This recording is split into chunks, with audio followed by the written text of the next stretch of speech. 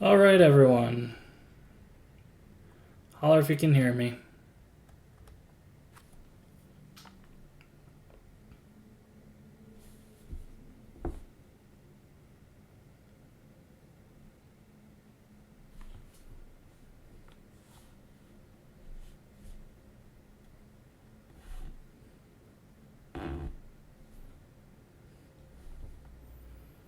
Trying out a new setup today, and ironing out the kinks has not been as easy as I thought it would be.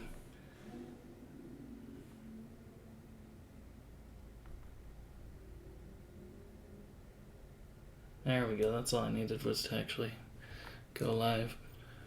Alright. Close that.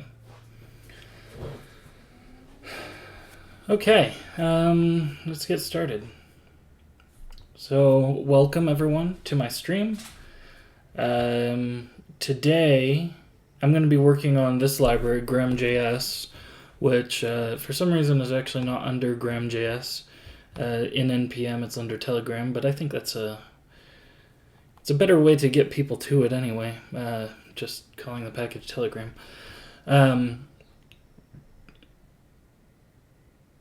What's dead, Michael?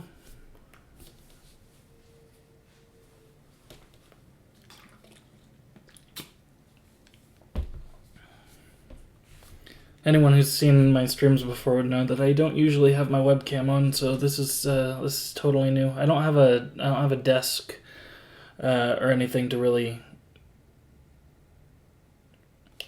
Can you hear me?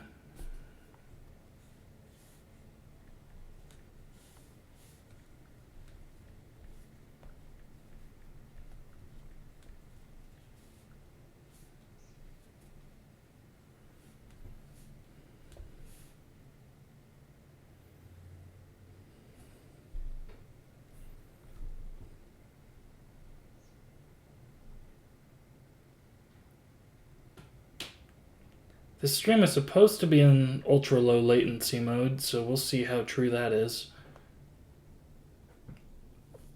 So far, it's seeming like it's got just as bad a latency as last time I streamed. Anyway, I'll try and keep up with comments, but just know that things might be a little bit behind.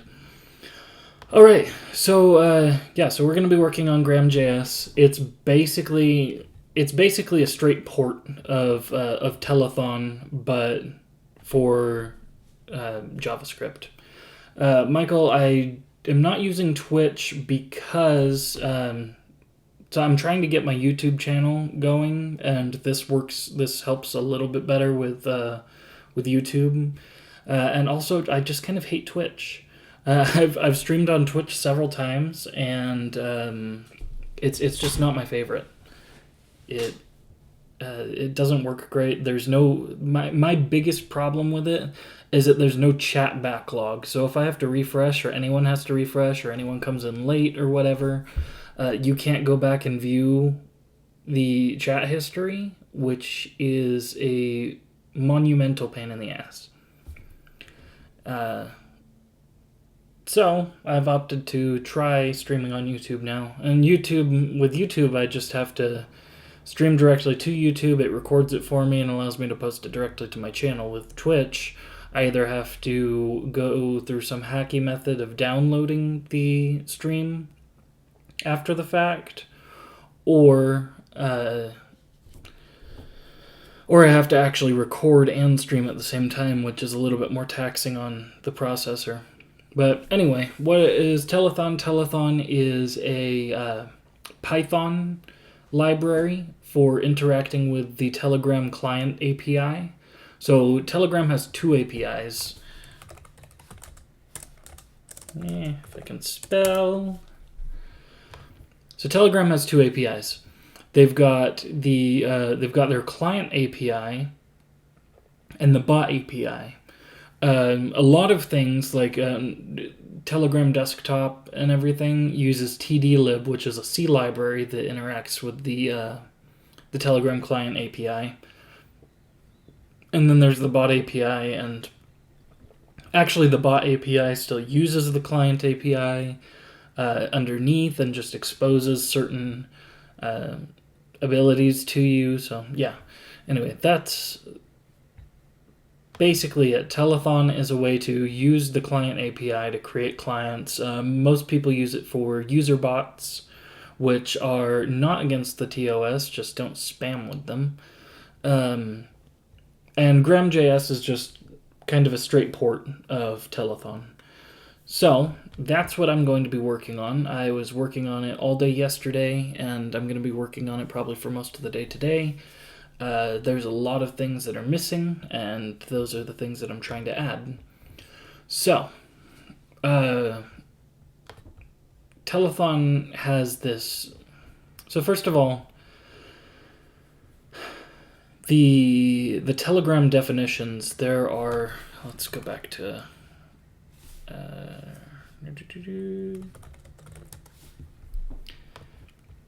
let's go over here to the schema.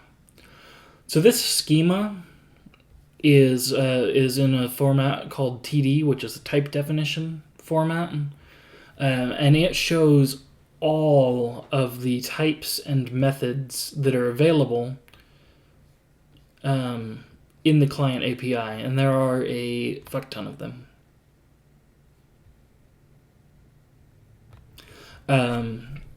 And so what libraries like Telethon and GramJS and Pyrogram is another one, what they have to do is they take this definition file, because this changes semi-often, every couple months maybe, and they take this definition file and turn it into code using a generator. So let's go ahead and open up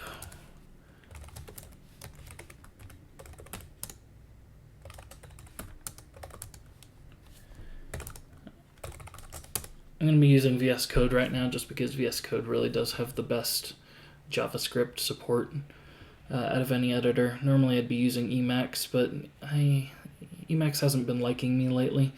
Alright, so let's go ahead and rename this.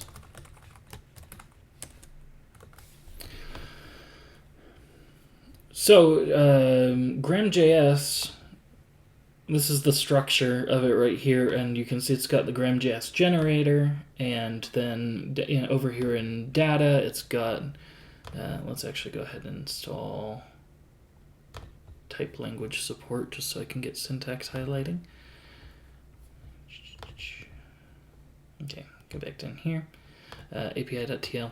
So, and then of course syntax highlighting doesn't actually work correctly. Whatever. But so this gets put through this generator, and it generates all of the files that are in under TL core, and well, actually no, TL core I think is all custom, but all these functions files are generated. These types are all generated. All TL objects, this is completely generated. So all of this stuff gets custom generated from that type definition file. I forgot S.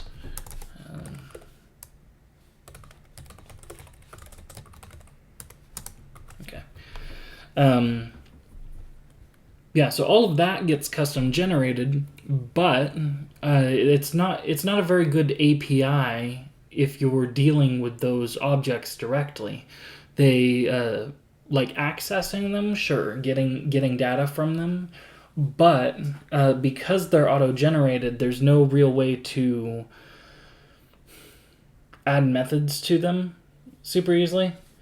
Hey, Bajaro. Or Badro. I don't know how to pronounce your name, I just realized that. I just know how I say it in my head. Nice to see you too. Excuse me for butchering your name. So, what I'm doing right now is Telethon has this whole custom folder under TL, and this stuff is not auto-generated. These are Beiro, okay. Well, nice to see you. Thanks for joining.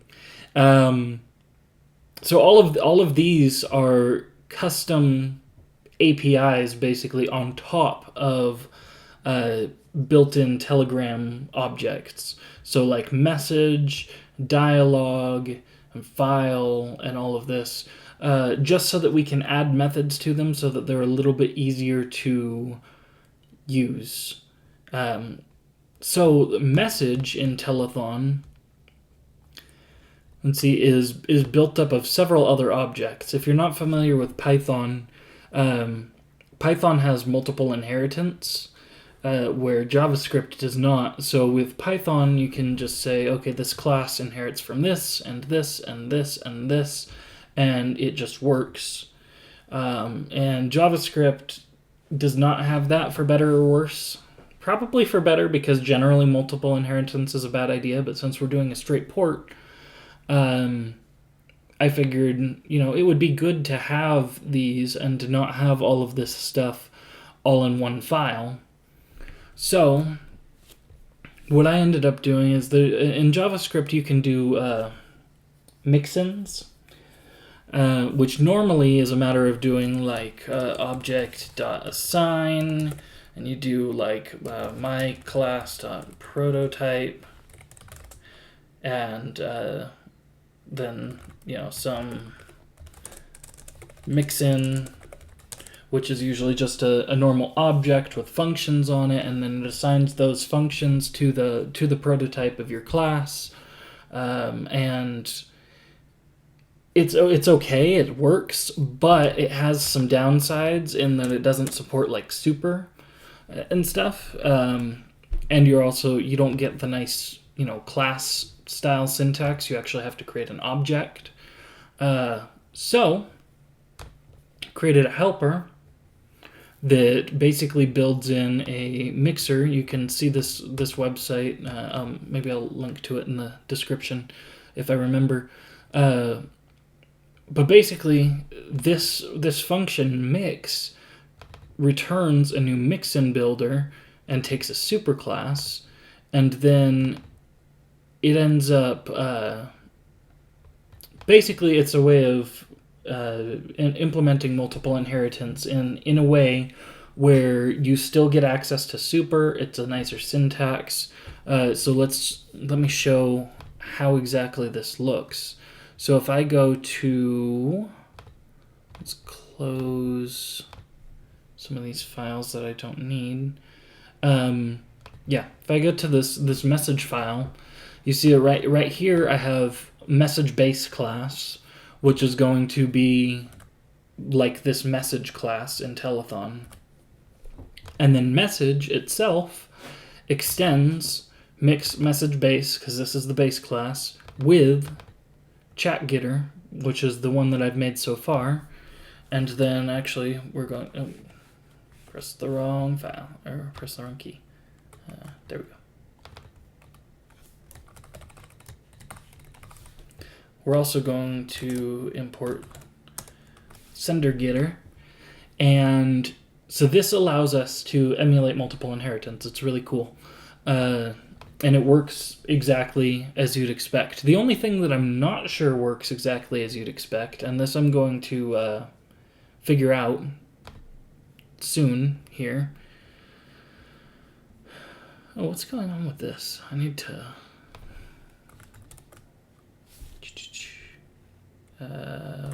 format document. Which one do I want? Let's use prettier. And that made things worse. What is broken? Oh, I forgot. Yeah, that's important. Alright, just fixing some things here. Gonna get rid of all those red squigglies. We don't like them.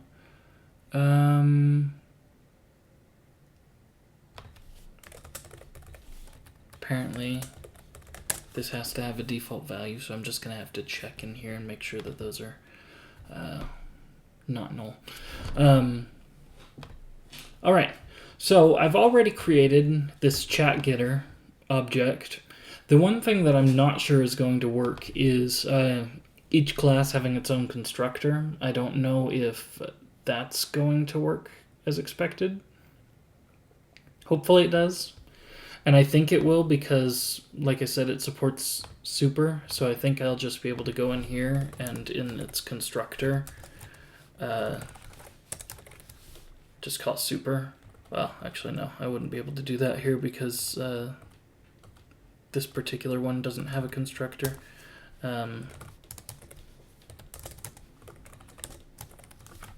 So just do that. I think that'll work. I'm not exactly sure. But we'll see. So I already created this chat getter,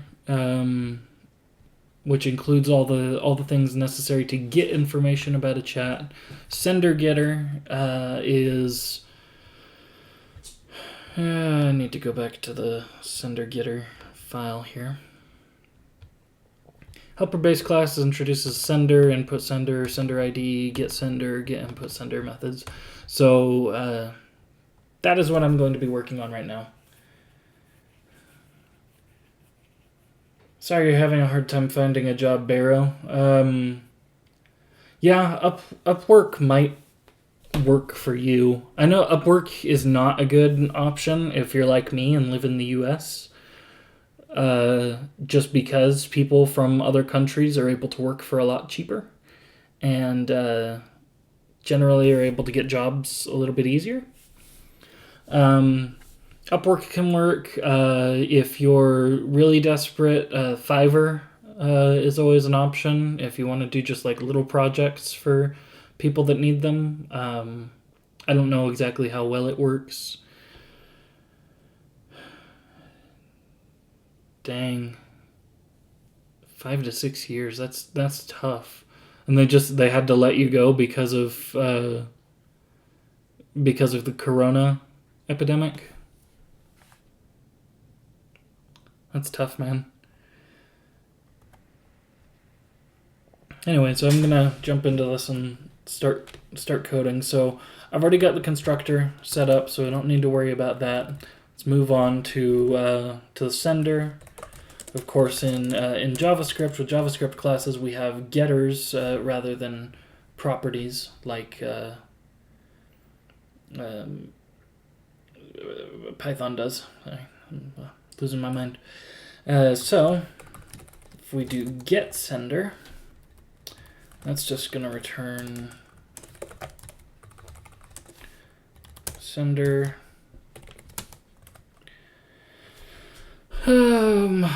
I normally type these things all out by hand, but I'm not going to do that while live streaming because that's boring. I'm just going to go in here and fix them. So we don't need these TL things. User channel sender.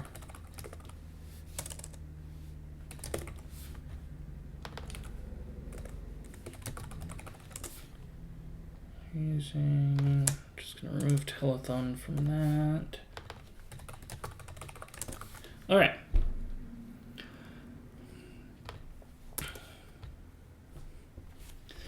Most of this has actually been fairly simple to port, surprisingly. Python and JavaScript are very different languages, but since the base of the library is already down, I didn't do that. What's his git handle? GramJS, Pinwar, So utwitface here, and Pinwar, or Painor, I don't know. They've done most of the effort getting this thing up and running. I'm just going in and trying to improve the API. As you can see, I'm coming up there in commits though. I haven't gotten all this stuff merged yet. Once I do, watch out, because so far, yeah, I've still got a lot of work to do before I catch up. But we're getting there. Okay, let's get back into this. Sorry, I get distracted very easily. ADHD. So I mean, like JavaScript even has these async methods which work very similarly. Like if I was trying to do a straight port of this to Crystal or something, that wouldn't work near as well because Crystal doesn't have async. They've got spawn and stuff for handling concurrency, and personally, I don't think that is a better way of doing things, but people who created Crystal seem to think it is, so that's what we're stuck with. So you got get sender. I'm gonna say if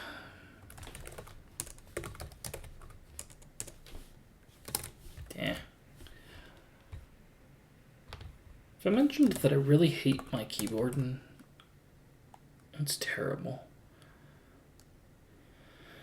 So if not, this dot sender,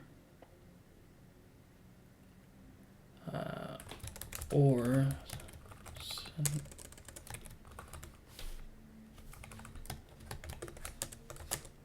sender min.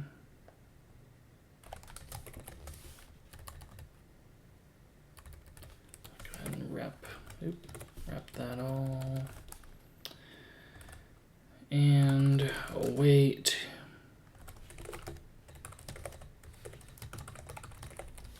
So get input sender, which is not a method yet, but will be. This is a smart way of doing things. So we've got this guard clause first, and then we've got this await. So normally you might think of like putting this up here and checking for a value and then doing the conditional in here, but then that always calls this. This doesn't always call this, so it doesn't always make an API call, which is smart. So let's see why this is doing a try. This is catching a value error, so I don't think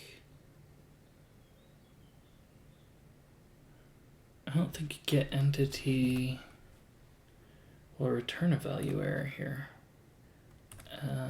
Let's do client. Actually, don't know exactly where it is. Tills get entity pair base client get entity. Here we go. So will this return a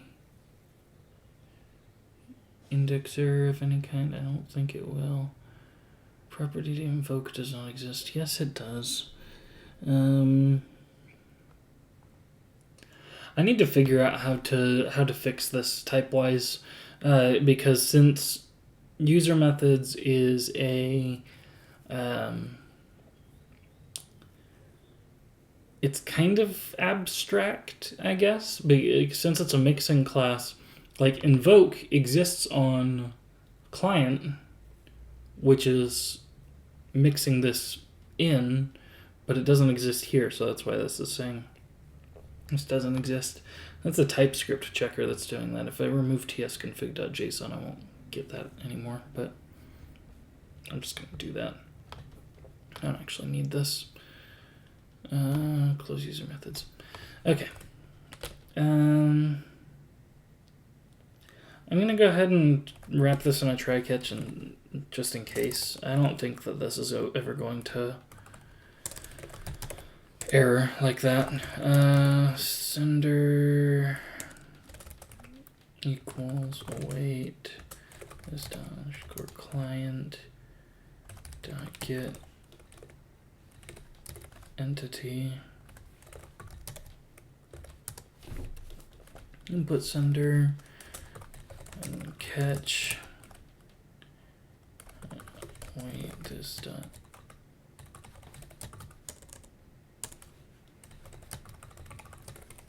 Refetch sender, and then returning sender. So actually, like it's a pretty simple port for a lot of this stuff. It's just a lot of typing. So no, that's not what I want. Here we go.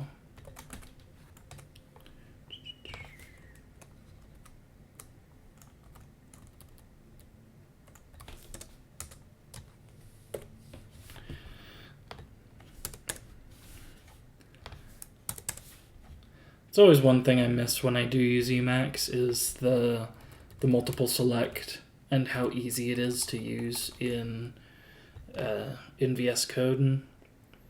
It's just too easy. I have to come up with more creative solutions when working with Vim or Emacs.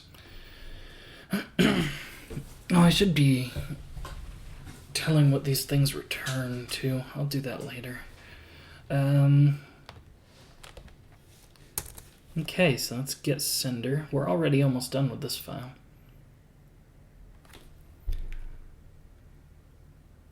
Yes, I am kitchen coding. Thank you.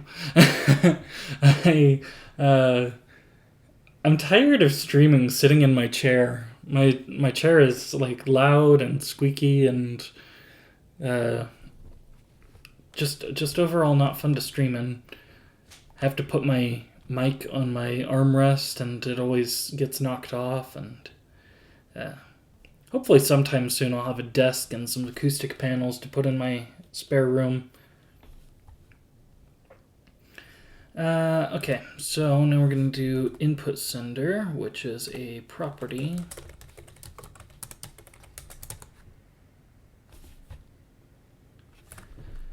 And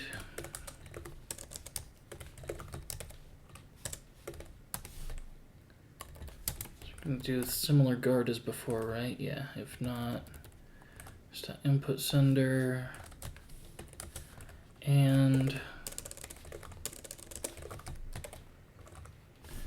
sender ID and client.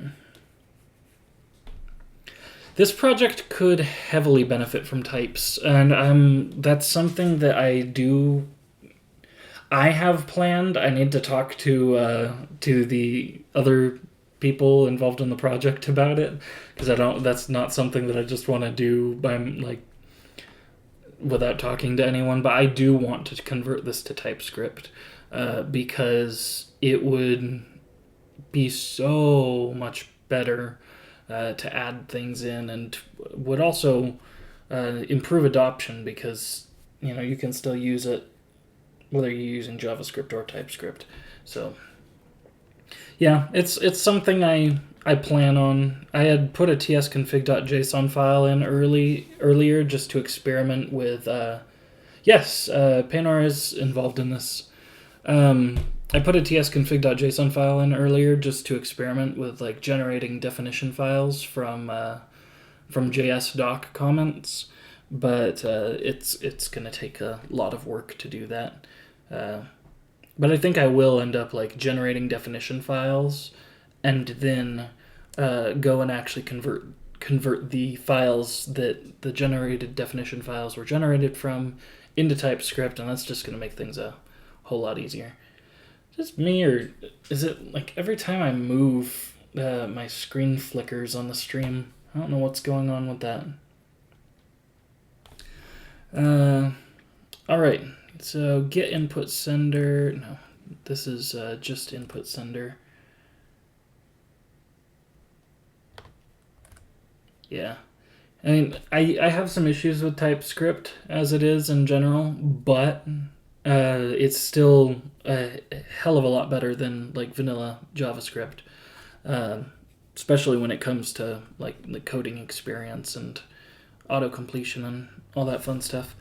Okay, let's do this. So try. Honestly, I feel like these try catches are redundant. I don't think that I'm actually going to, because actually right here I know I'm not going to have a key error, so I don't need to do the try catch here.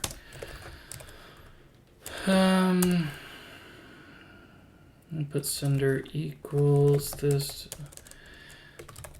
dot client dot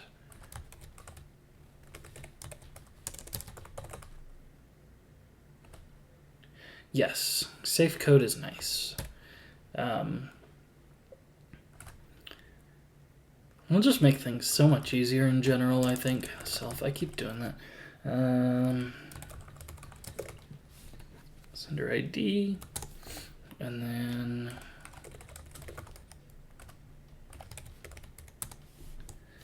actually we're gonna do this or null because I don't want to return undefined. I want to return the thing or null.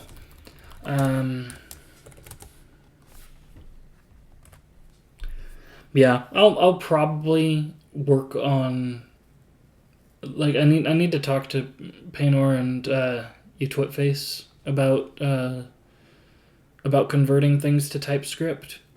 I mean, the project as it is hasn't really been touched in a little bit. Okay, so it got a like merged pull request from Dependabot 23 days ago, but prior to that, the project hadn't been touched since I last committed to it in like 3 months ago. So it is an active development by me, but personally, I don't think they're gonna have a problem with updating. Something I do need to do actually that I just thought about. Our API is actually behind because this hasn't been updated in a while. So if I go to TL, not types. Damn it, where was it? I was literally just there. Oh yeah, that's right. It's not in TL. Although I do need to keep that open.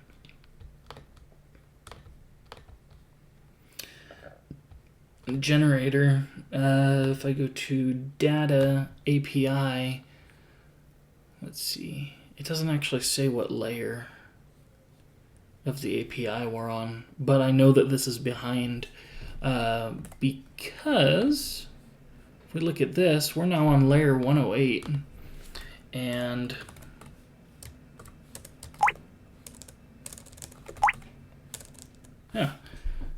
weird that the send dice method isn't coming up.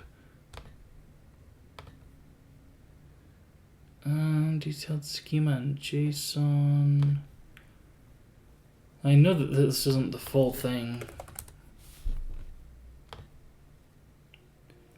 Weird.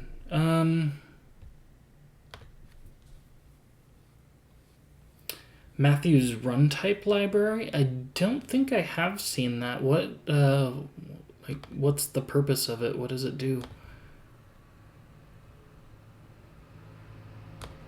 Telethon generator, data, API.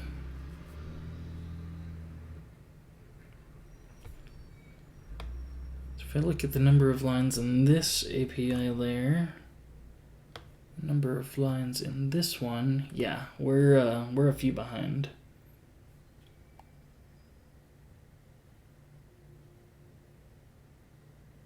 Is it? Dice is wonky using the Telegram API. So this actually needs to be copied over. What just happened? Oh, I copied the wrong thing. Stupid. So if I do that and go to mtproto, we're really just, like, we're using the same CSV files and the same type definitions and everything here from Telethon, which is handy because it means we can just copy paste them over. Thank you, Lonami, for for helping with that. Dice stuff is in the API as well. It should probably be some. You know, I agree. I think the whole dice thing in general is just kind of stupid. The fact that they added new bot API methods and a new type and everything for it, it's just kind of dumb when there's so many better things. Yeah, there we go. Now searching here, you find dice. I wonder why the schema on their website is behind. Let's see. Yeah, it's only showing layer 108 as the most recent layer. It's interesting. I didn't realize their website was behind like that. I wonder where Lonami got this from, actually. It must be from TDlib or something. Although TDlib is usually behind too, so I don't know what's what. Let's see, errors, CSV. We're looking at 311 lines.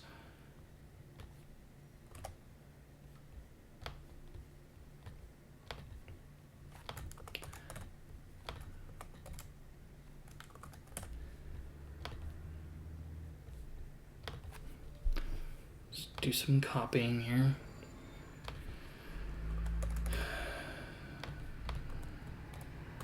That looks like it's exactly the same.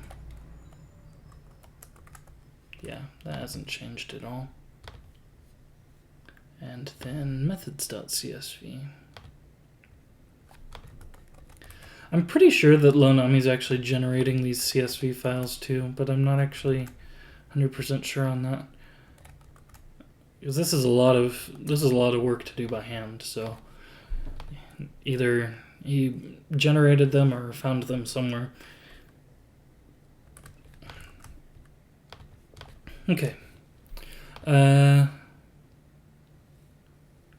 Hopefully everything still works. So if I go in here,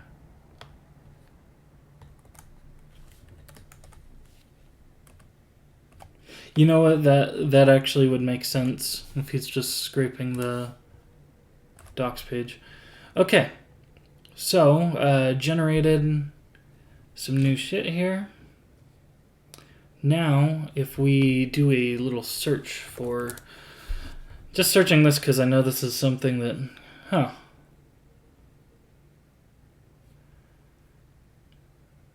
So the generation didn't work?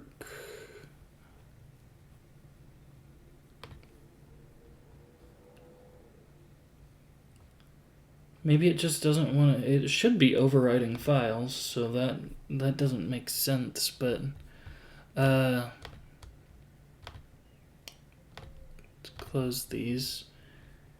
Go git ignore. TL functions types patched. Patched doesn't have anything in it. Let's go ahead and delete functions, delete types,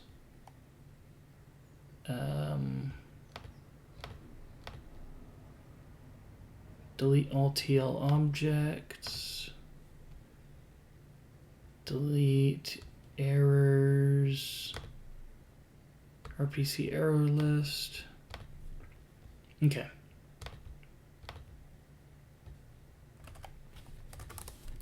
Let's try this again. So it generated input media dice. There it is. Okay.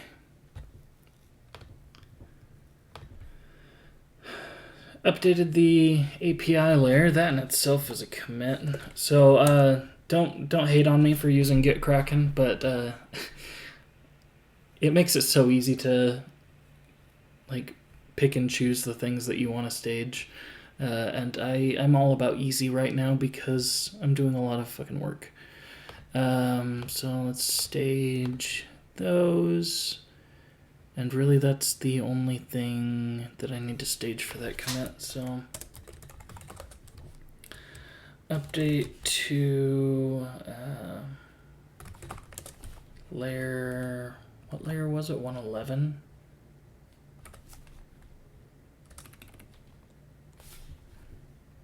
Yeah, I've used get add -p. It's just a lot simpler to have this interface for it. I still use get for a lot of commits and stuff, like the command line, but I just started using this yesterday because I had some complicated shit that I just did not want to chance messing up on the command line.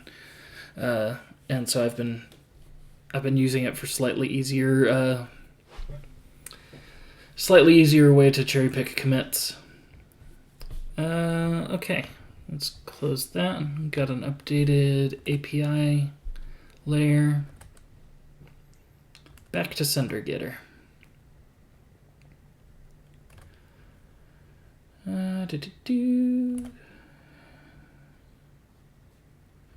It's input sender, so I just need to do the comments.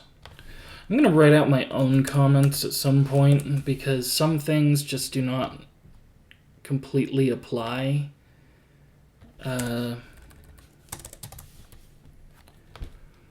When it comes to GramJS, and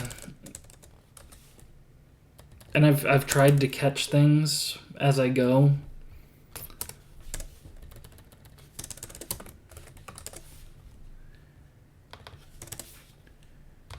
There we go.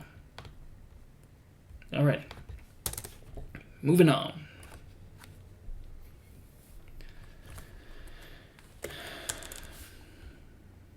Also, just for anyone that's not really familiar with Git, highly recommend Git Kraken. Like, I recommend you get familiar with Git on the command line and learn how to use it, but if you do want something that just makes Git simple as shit, Git Kraken is pretty great. Also playing Minecraft, huh? That's awesome. I need to download Minecraft again, but I also need to get an actual mouse for my laptop because playing Minecraft on a touchpad is a nightmare in and of itself. It's pretty bad. Get input sender, and yeah, it's funny. Like I've got get input sender here, and then here I'm going to have a async get input sender.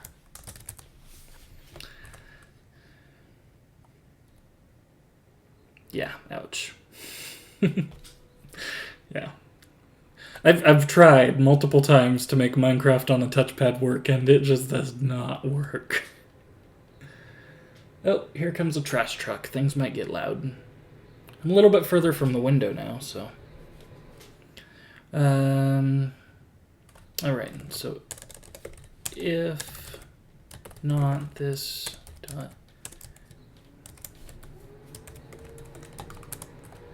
input sender and sender ID and client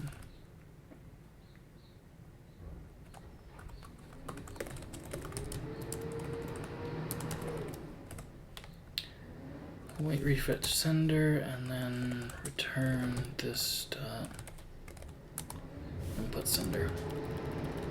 Okay. That's an easy one. Man, these trucks are so loud. I don't know why I stream on Mondays.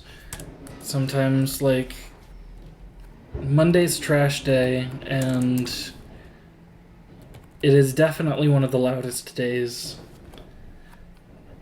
to be streaming. I need to find some music for the stream, too. I'm planning on, I downloaded LMMS recently for this, so if you don't know what that is, yeah, I haven't actually set it up yet. But LMMS is just a... Okay, that's fine. It's like a FL Studio or something, but free, and actually works pretty well. So I want to try and make like a channel intro and everything myself before I resort to using Fiverr or something to get one, because I want one. And last thing, we got sender ID.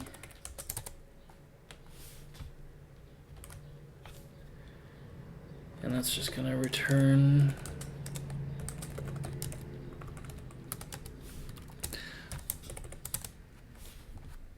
the blender of music. Basically, yeah. Unfortunately, it's not a great actual like recording software, which I could really use. Audacity sucks as well. I mean, there's like one or two somewhat decent recording programs for Linux that are free, but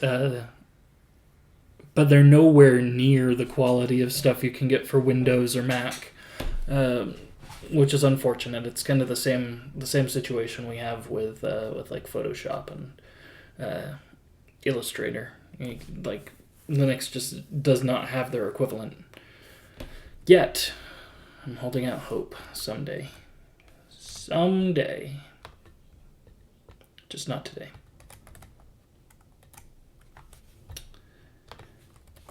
But yeah, LMMS is pretty cool. There's another YouTuber, like I knew about LMMS, but I'd forgotten about it. And I started watching videos from someone else on YouTube the other day. They just kind of popped up as a suggestion. And he was going over like creating some lo-fi hip-hop beats in LMMS, and they sounded really nice.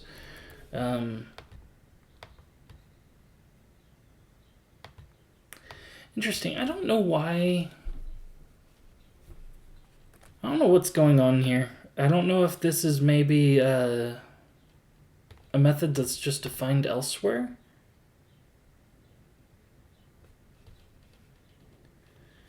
So no, all three of these have refetch sender defined, and they're being called.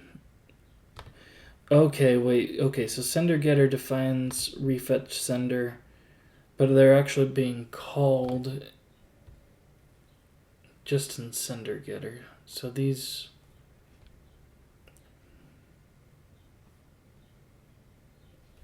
Yeah, and that's calling reload message, and then. But yeah, that's part of message itself. Okay. Still don't completely understand what's going on here, but I'm just going to roll with it.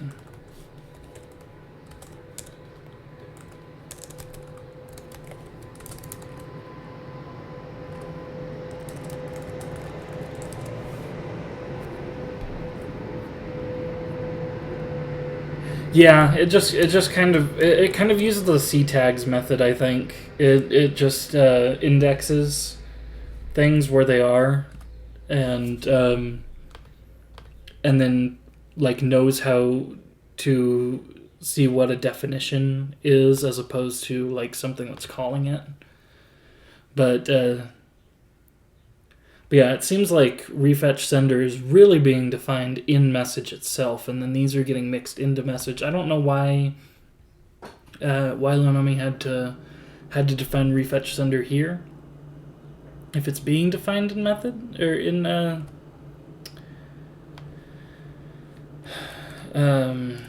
the message file, but it could just be for documentation purposes, maybe. I don't know. Async refetch sender, unexpected token.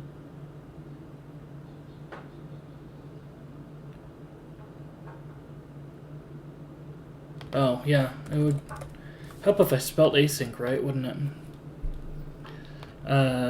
So like they did a similar thing over here in chat getter. They've got refresh chat, so I'm just gonna put the same comment here that I did there.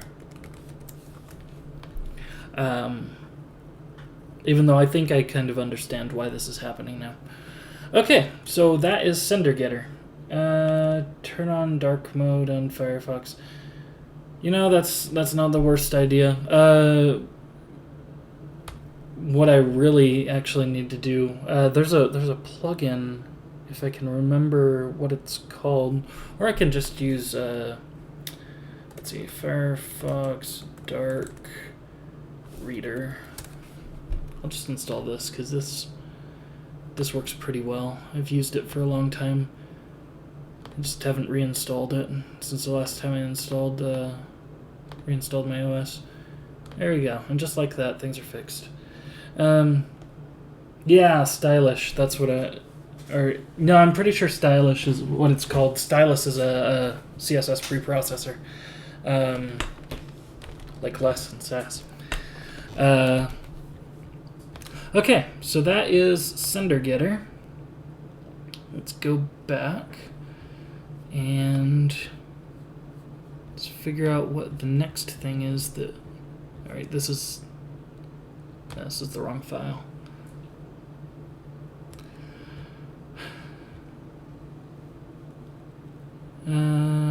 TL custom.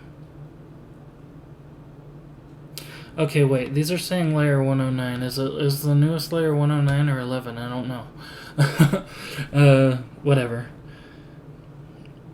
I don't care that much. Okay, so if I go back to message, so it's inheriting from chat getter, sender getter, TL object, and ABC, which is an abstract, like an abstract base class library. So it looks like I don't actually have to create anything else for message other than the base itself. So we're going to go ahead and const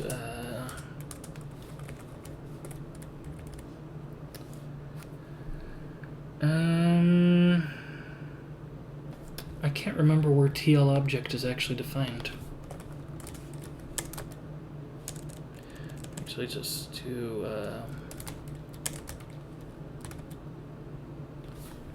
let's see, TL object require TL object. Okay.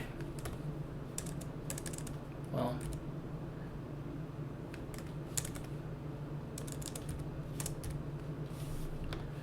that makes things easy. And so we're also going to extend TL object. And bada boom, bada bang, forget about it.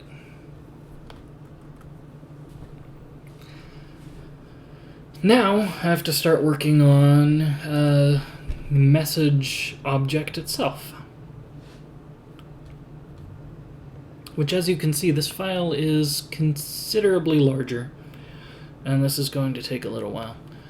But that's okay. This is the first step towards getting methods like send message and stuff working. Because right now we've got the ability to like get updates pretty easily. If I let's see, node. Like you can see this works. I was able to call get me, and that works. And you know, we get all the API connection and everything going. But like send message is not a thing yet, or it kind of is. I just put it in there, but it won't actually work yet, because we're missing certain things. For instance,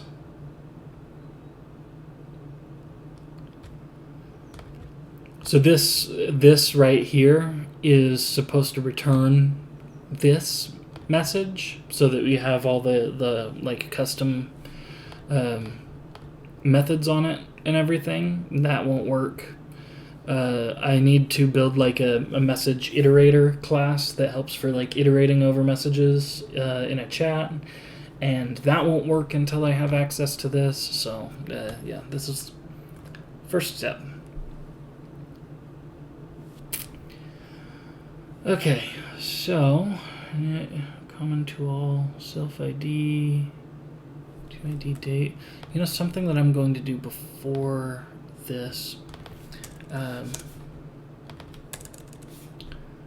So entity and message are actually just delete them. entity and message are going to be, they're required, so I may as well put them in here as I call it positional arguments rather than like a object. And I'll try and do that anywhere else that I need it to. Close that.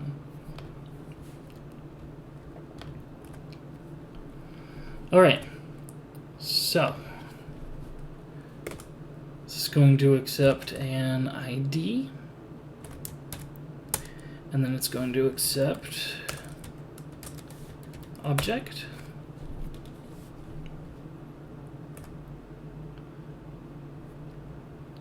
So comment to message and message service. I'm just going to keep these. So if these are mandatory, then I may as well. I'm still going to include them here. I'm going to copy over these comments so that I can remember this stuff though. So toID is null, date is null.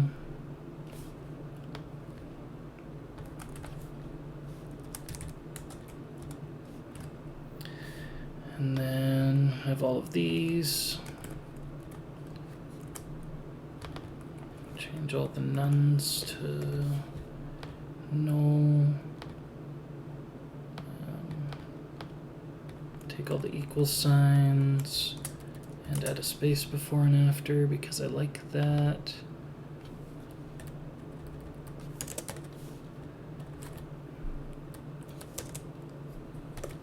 Convert all of these to camel case. All right. For message.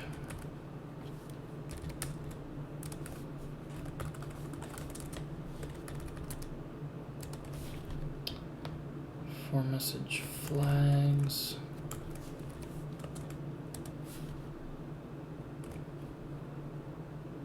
Oh man.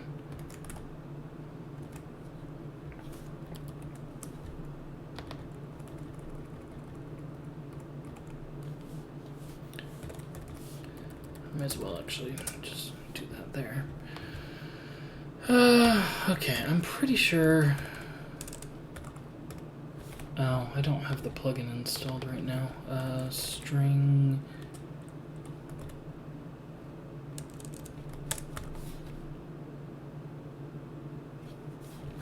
String manipulation, here we go. This plugin is pretty handy because it'll allow me to, how do I, can't multiple select like that? There we go. So I can go select all of these things that need to be converted to camel case. And then just do that. Look at that magic. And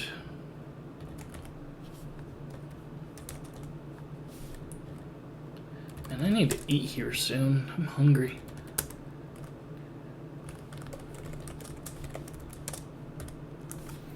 Alrighty. So that is our constructor. And if I'm being honest, I think this looks better than the Python. Just from a syntax perspective, I don't know why. I don't overly prefer Python's syntax. I don't hate it anymore. I used to hate it a lot. But it's still not exactly my favorite. Okay, so I'm gonna take these, and then everything's self.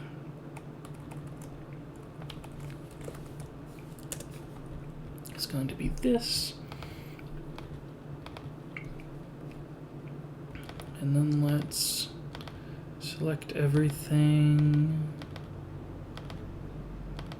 that needs to be caramelized.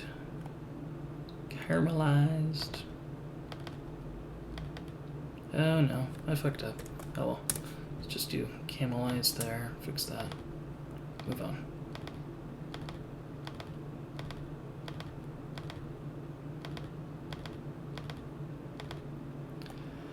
I mean, when the majority of your changes are just like fixing like fixing the case, not doing too terribly. Oh, fuck. I was afraid this was gonna happen here. Oh well. Just have to...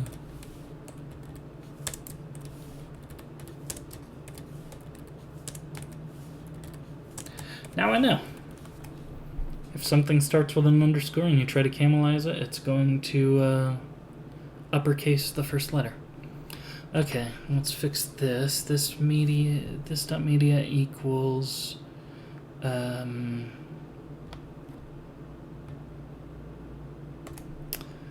so instead we're gonna say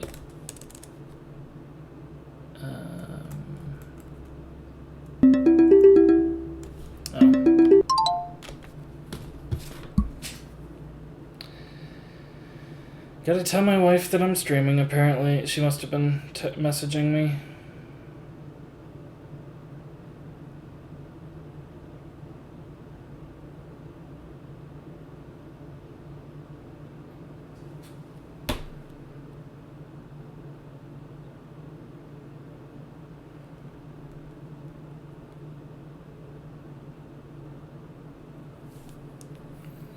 Forgot to tell her I was streaming.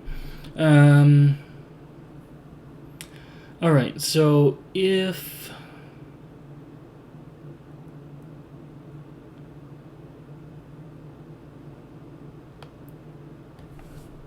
Okay, so we want to say media instance of this. Let's go back.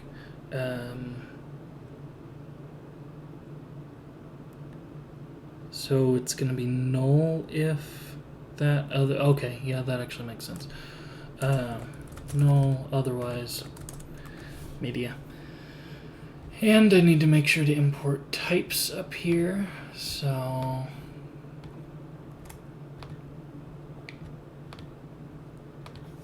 let's do this. And I'm going to replace all these nones with null. And that's that. So much less work than if I actually had to type all that out myself.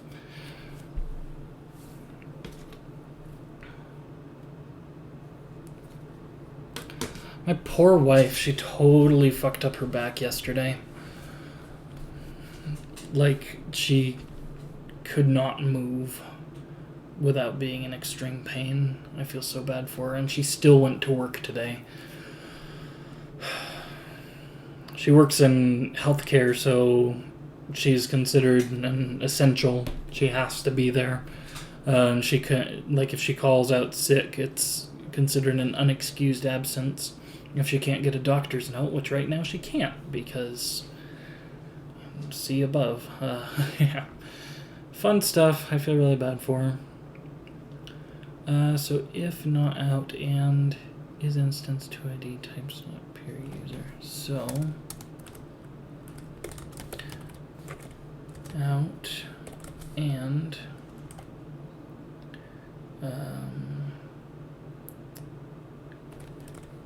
to ID instance of types dot peer user.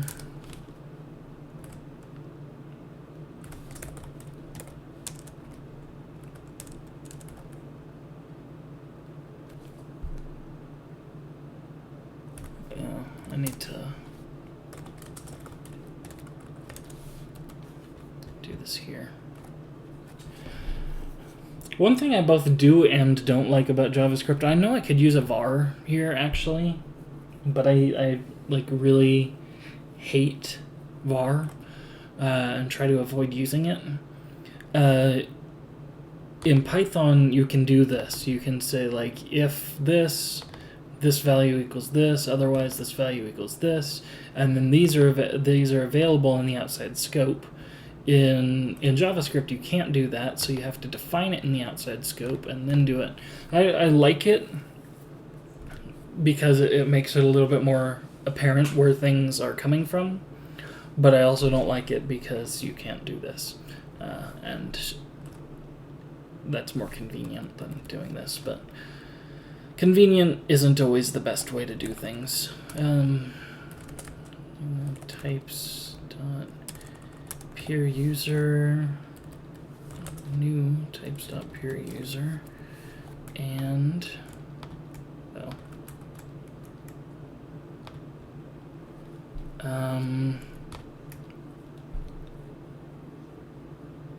user ID.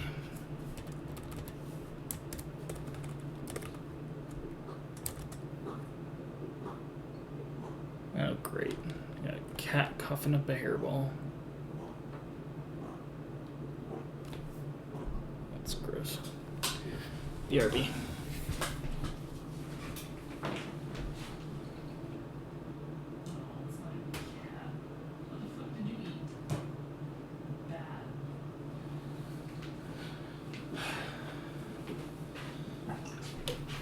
Stupid dog keeps eating cat food. Got a full bowl of food. So user ID is from ID. And ESLint wants me to do this. We're going to say if from ID equals to or to ID dot user ID.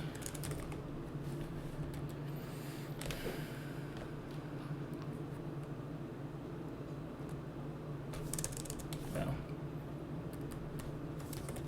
I always do miss this when I go back and forth between like JavaScript and Python and Crystal and everything. Is that those languages don't require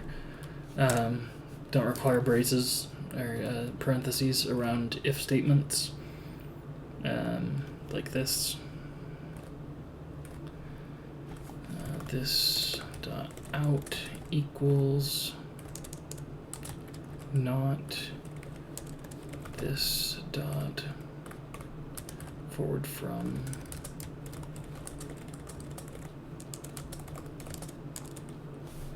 I'm excited to get this working, though. The main reason I'm putting so much effort into GramJS here is because I've got like a whole idea behind using it to create kind of a better bot API that just works better.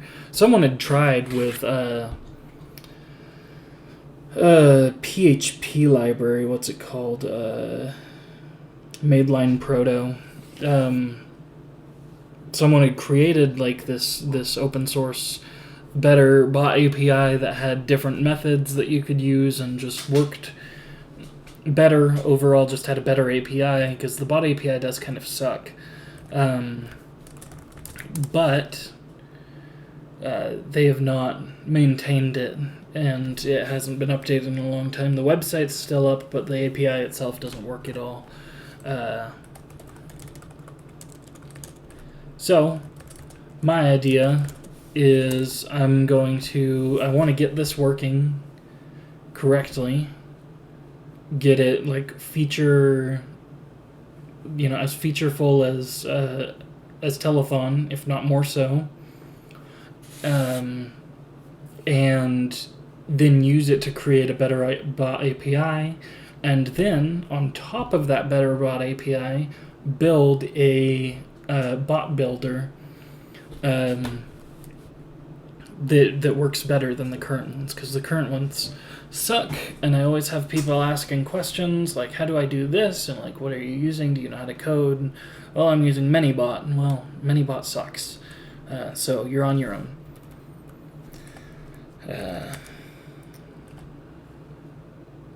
I should just call these streams like Chris rants while coding, because that's basically what I do.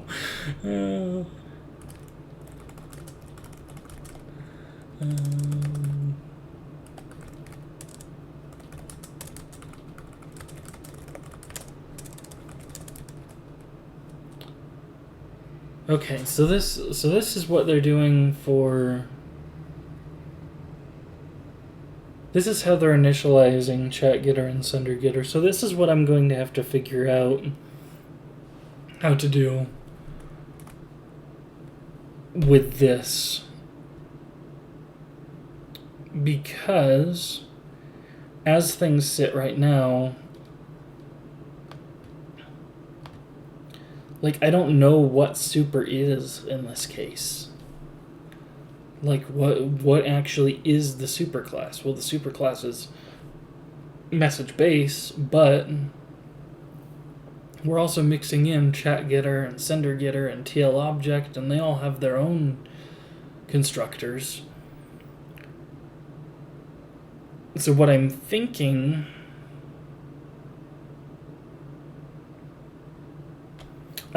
constructors are not the right way to go with these.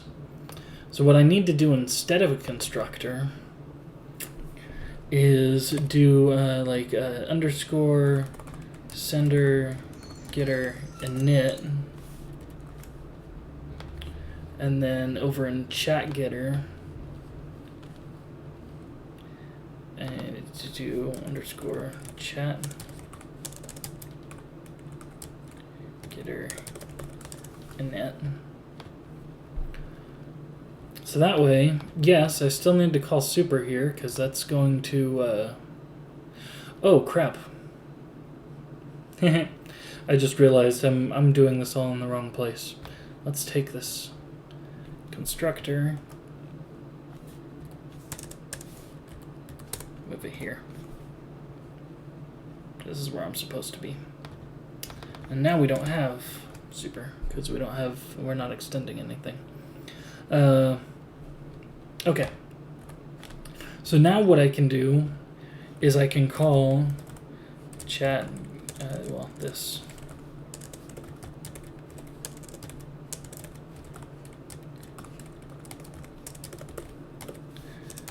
chat getter init, and then pass in chat peer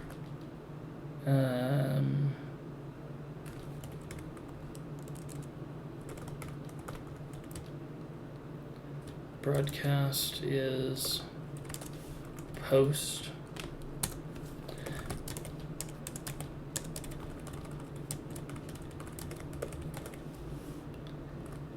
and then here I just need the from ID, which is the sender ID.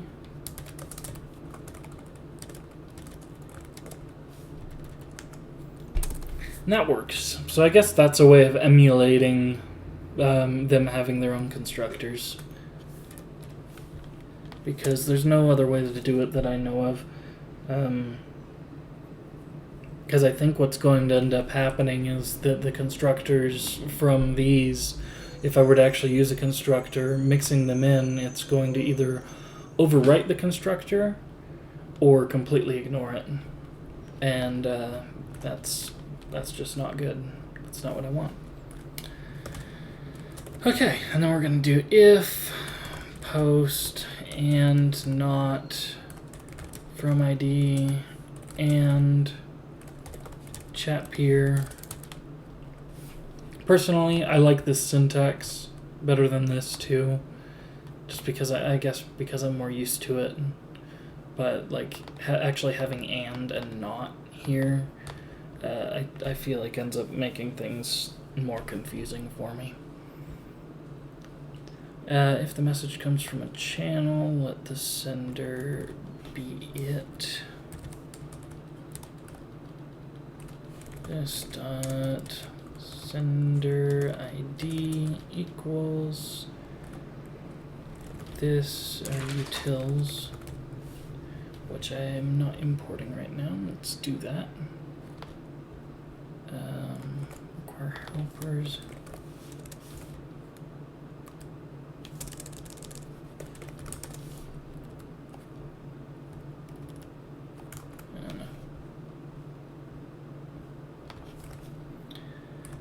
Get peer ID,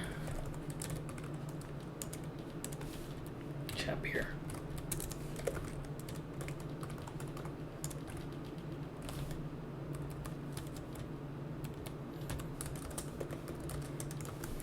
Alright, that is one hell of a constructor.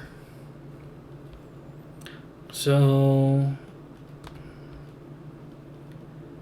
I imagine it should work as expected. And then the thing is, that's not even all of it, because constructors also have this finish in it, which is necessary for reasons.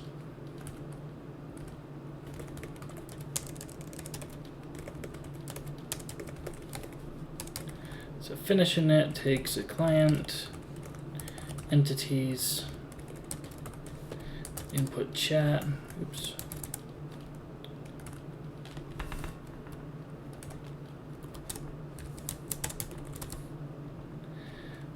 So client is a Telegram client instance. Entities is an array of some kind of entity. Oh, how did I get all the way down there? What the fuck is going on? Okay.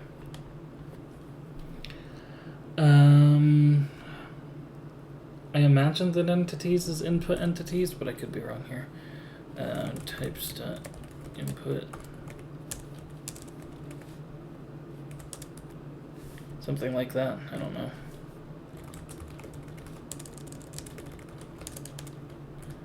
I'll spend more time on this later. Types.input chat.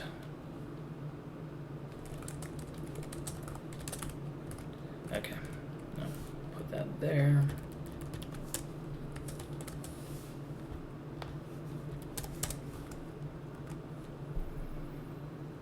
Alrighty. And if you like hearing me ramble and gripe as I code, be sure to give me a subscribe. I'd appreciate it. I am getting so very close now to 100 subscribers, and I kind of want to do something to celebrate when I do get 100 subscribers. I don't know what that's going to be yet, but I need to get 1,000 subscribers in order to actually get a channel name. I need 1,000 subscribers and 4,000 video watch hours, I think. So, yeah. I'm going to be trying to put out a lot of content this week. We'll see what happens with that. Okay, so finish initialization. Okay, this dot underscore client equals client. Let's see. I don't imagine like cache gets overwritten, so const.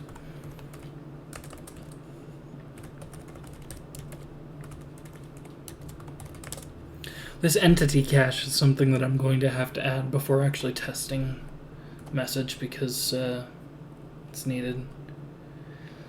Tech topics, I mean, they are popular. Live streaming and like coding videos aren't especially popular. But I do know of some people that have, you know, hundreds of thousands of subscribers that do coding stuff. So, but yeah, getting subscribers is difficult initially, anyway. 50 plus Beat Saber videos, huh? I'm actually kind of jealous. I don't have any VR type setup, so I can't play Beat Saber. Can I do this? Underscore sender this dot. What is dead will never die.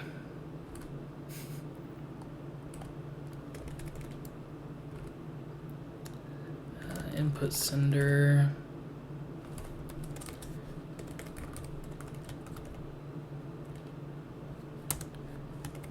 Get entity pair.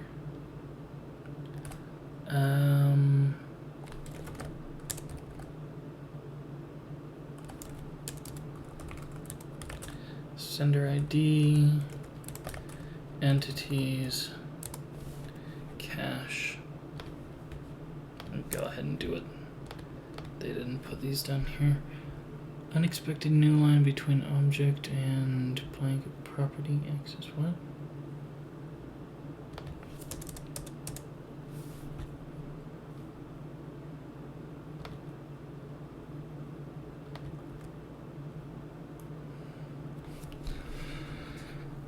Please tell me it's going to let me do this.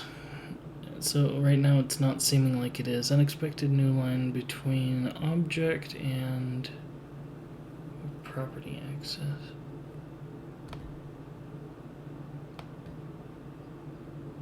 Oh. Why the fuck?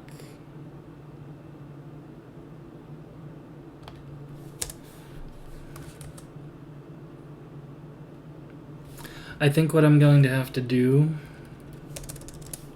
is this.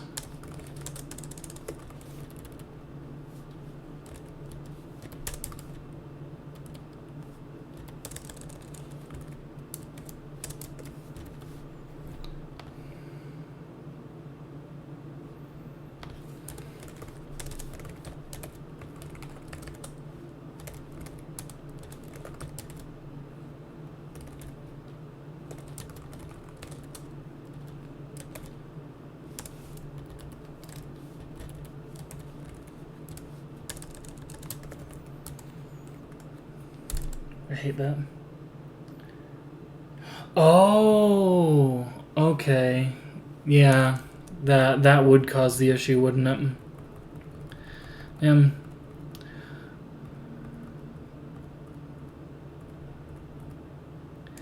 ASI works well when it works, but occasionally you have to do this.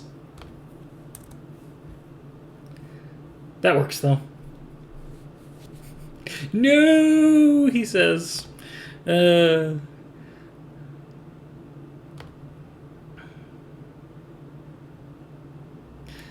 can do this, and I do this if something actually absolutely requires it. I always forget that like the automatic semicolon insertion works unless you're doing something like this or with parentheses, because then it either thinks it's accessing an array or calling a function. Reject modernity. Embrace tradition. Fuck tradition. I hate semicolons. I hate them. And that's also like this. It's just the style guide this library in general is using, but it's what I generally do anyway. So I do not like them because I hate them. That's why. No semicolons. Semicolons are ugly. I'd rather have just one little ugly thing every now and then than all the ugly. And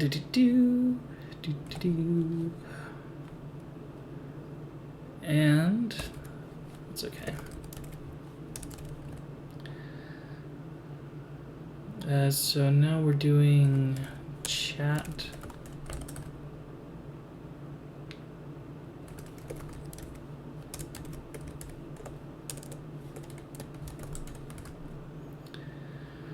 Chat input chat utils.get entity pair.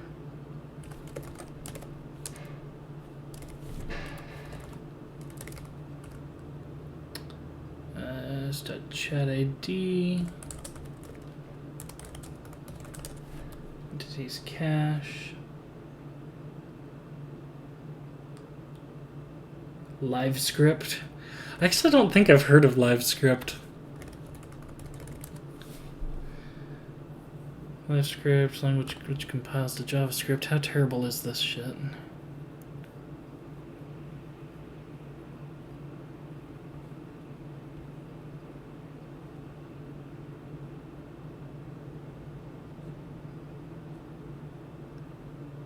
Oof. No. So it's an ML type functional language that compiles to JavaScript, right? But it's... Oh, I have heard of LiveScript. I just haven't ever used it. Fork of Cocoa and indirect descendant of CoffeeScript, yeah.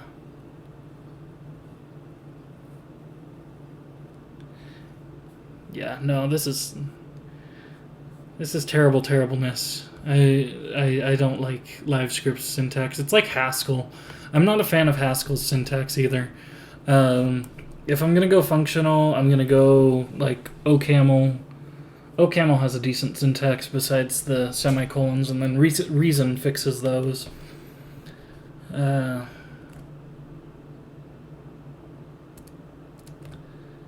Okay, and then if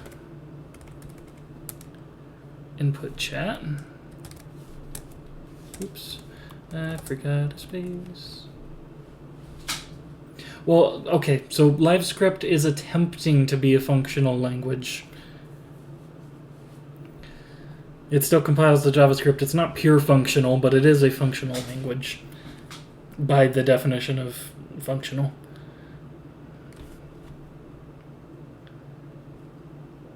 I mean, if you go by like the definition of pure functional, almost anything besides Haskell is not pure functional. Haskell and a few other languages make the cut. Even most Lisps don't make the cut. And Lisps are like the well-known functional languages. Other than what's the one that was one of the first OO languages? I can't remember right now. But yeah, it's still functional. JavaScript is capable of being functional. It's just not pure. You're still going to have side effects. And that's fine, because when you don't have side effects, you end up with something like Haskell, which is a dirty mess. And you have to do Rust to a certain extent. I mean, yeah, small talk. That's what I was looking for.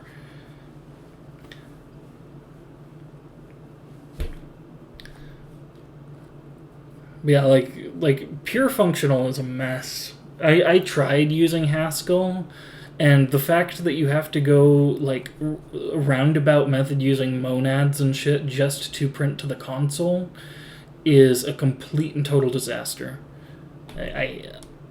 Maybe they've fixed some things since last time I used it, but I doubt it, because Haskell's not exactly a fast-moving language.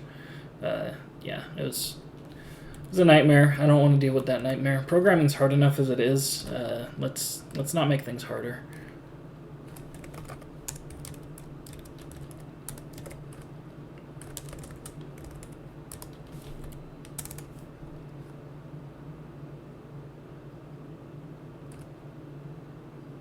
I think it's a mess.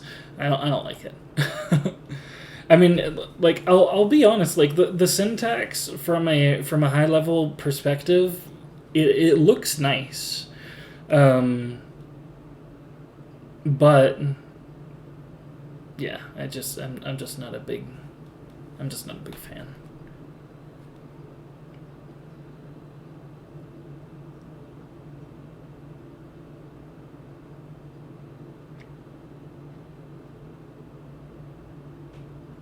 Yeah. All right. Input chat.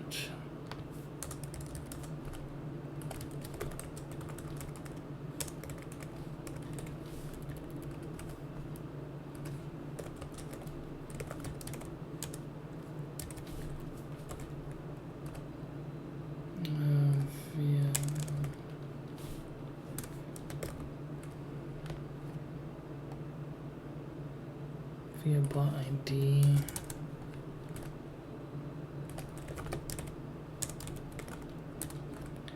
Via bot.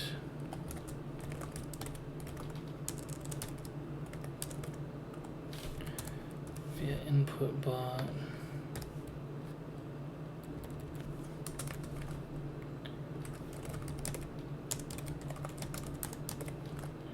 Can we pair this dot?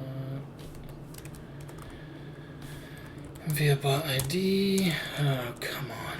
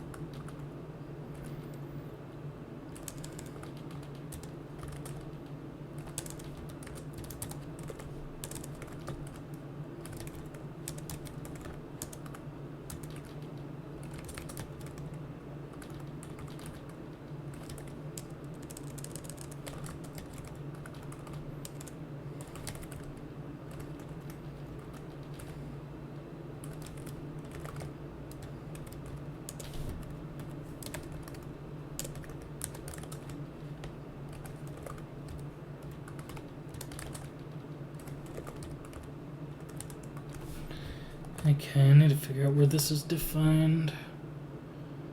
Of course, it's in forward.py, so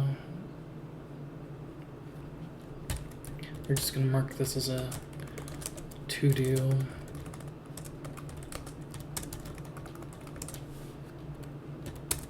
So I can do that.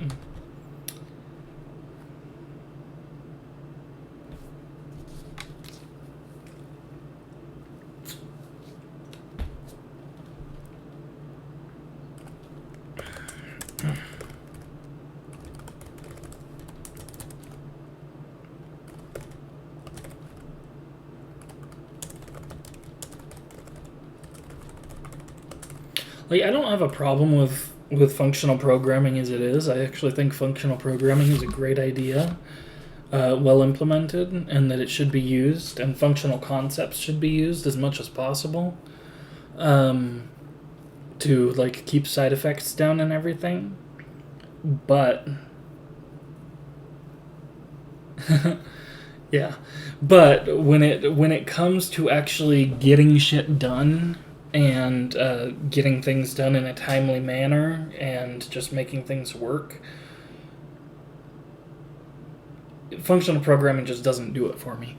It's partially because this is how, as much as possible, is how you get Idris. I actually haven't looked at Idris. I've heard of it, just haven't used it. But I like functional. I like functional concepts. I didn't teach myself on functional concepts. I taught myself OOP from the very beginning, and so that's just what my brain is programmed to know. And reprogramming that kind of knowledge is very difficult. So as much as I've tried to get into functional programming, I just can't wrap my head around a lot of it. I'm trying, getting it slowly. Type memory usage, huh?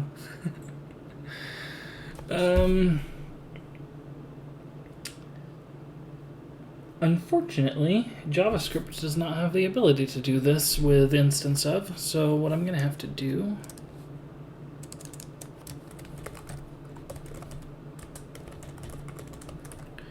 instance of, let's see, message action chat add user.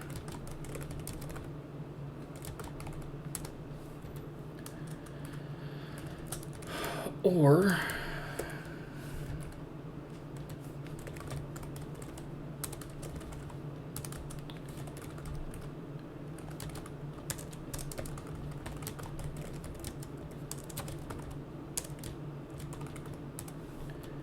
create.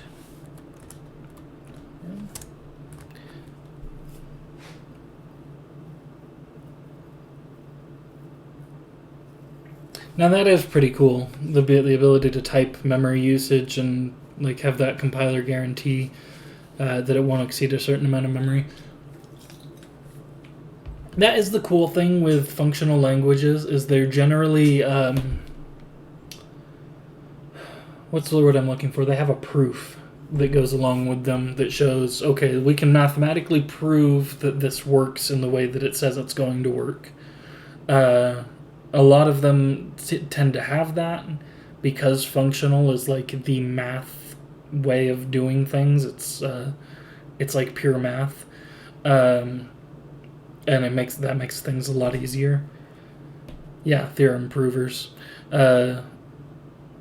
which is cool because that means that the guarantees that they're giving you can actually be shown with a mathematical formula. And so you can actually trust it because you can trust math most of the time. Unless, I mean, if you're a mathematician, then you can't trust math, and that's kind of the whole point, is trying to figure out how to break other people's equations or whatever. But for us normies, you can trust math. It's provable, and that's kind of a nice thing. I know that Rust is working on providing a proof for at least part of the language, like the borrow checker and stuff. Like coming out with a proof for the entire language is a little bit too much because it is a rapidly changing language. New things are being added, and every time something new is added, you'd have to go and figure out the proof again, figure out if things are correct. It's just a lot of work, but you can take like portions of the library that aren't going to change and write a proof for that. And one of the biggest things is the borrow checker in the first place, because Rust claims to be a super safe language to use, but since it doesn't have a proof yet, that can't be guaranteed. So if you can guarantee that the borrow checker is safe, that would go a long way towards getting it used in security critical applications. Another working on hardening it too. That's also true. It's a procedural language, and that's hard to prove since it's not functional. I'm sure functional languages are pretty easy to prove because the whole thing is functions. You still gotta have like a math PhD and understand all the math in order to do it, but I almost feel like you have to in order to really use functional languages to the best of their abilities too. I suck at math, so that's part of the reason I don't really do functional programming, because it's math, and I don't get a lot of it. I'm stupid when it comes to that. This.action.users .geti, so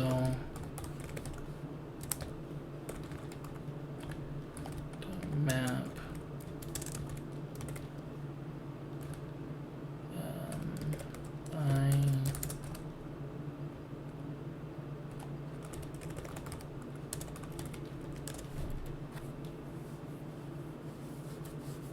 yeah. That's why I love the idea behind functional programming. I think it's really cool. I try to integrate it as much as I can into the things that I do, by minimizing side effects and using functions as much as possible, and passing things around in functions, and not accessing global state and modifying global state, and a lot of the core tenets of functional programming. But when it comes to actually using a functional programming language, that's where I tend to kind of mess up. Just sad. I wish I understood math better, and maybe who knows how long we're going to be locked down. Maybe I'll do some Khan Academy courses on lambda calculus and stuff. First I've got to go back through algebra. I hate algebra. Oh man, just making myself look bad with these. Let's see, this action.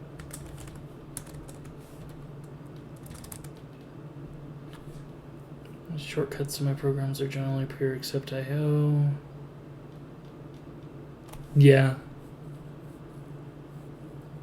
Monads are one of those things that I still don't completely understand. I've watched multiple videos on monads and what they are and how they work, and it's just gone right over my head. I need to rewatch because it's been a little while, but oh man.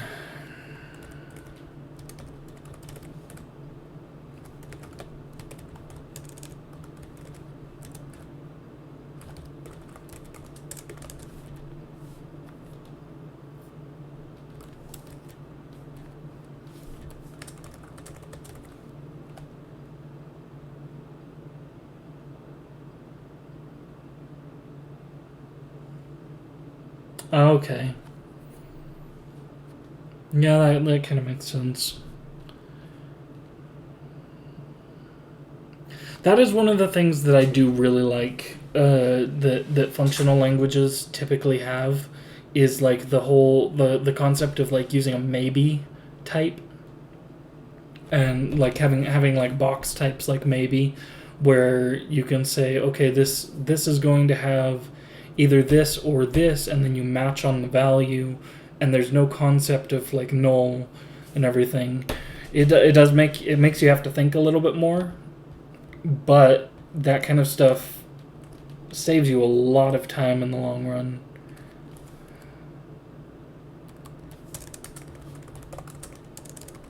And I like that. I like saving time. That's why I use Crystal instead of Ruby, for instance, because Crystal at least is typed.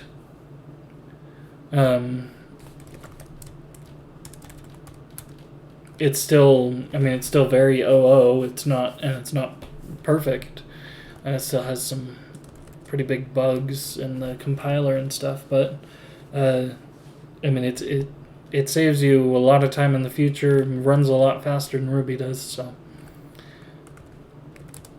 Ruby's not perfect either, for that matter.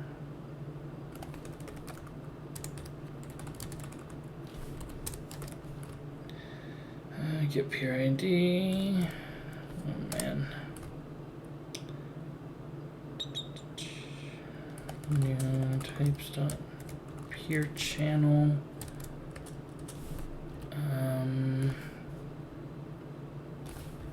Channel ID. Channel ID. Okay.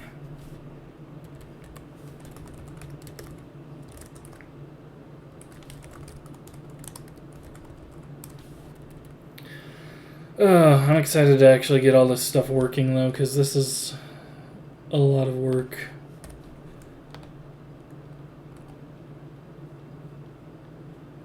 And it's going to be nice to see this actually working.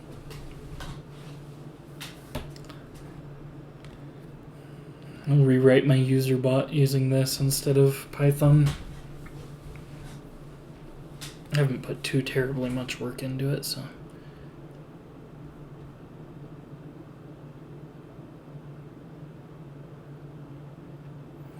I agree. The random hard-coded hex bytes are kind of bad, but they have a purpose. Oh crap! I put the self instead of this. They have a purpose. Basically, the purpose comes down to this. Like, that's what Telegram decided to do. They have like a CRC hash for the objects, and so. You have to be able to figure out what the object is based on the object ID. It's a pain, but it's what we have. Honestly, the Telegram API was not super well built, in my opinion. I think that they could have done things much, much better.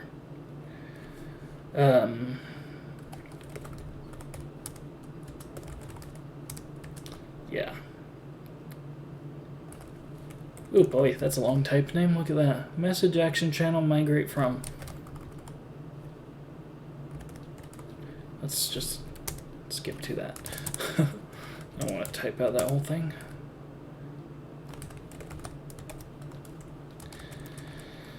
Okay, almost there. Entities, get utils, peer ID. I can almost just copy this, can I? Entities.getUtils.peer ID.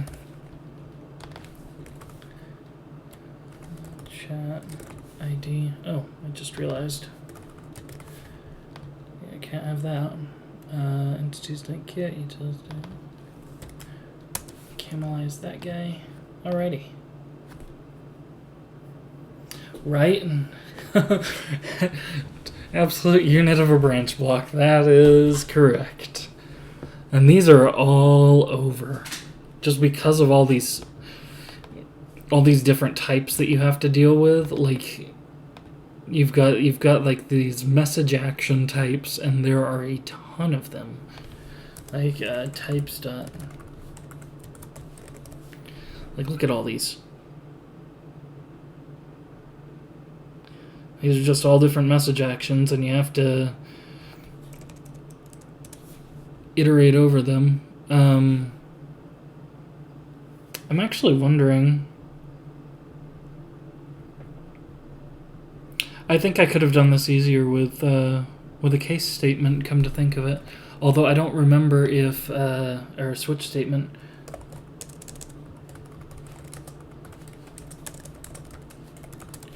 I don't think JavaScript allows you to switch on a type like Crystal does, because that's what I'd do in Crystal.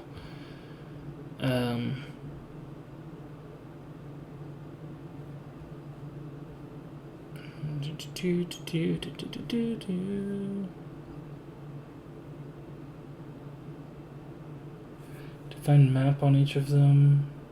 Yeah, that would be the monad way, wouldn't it?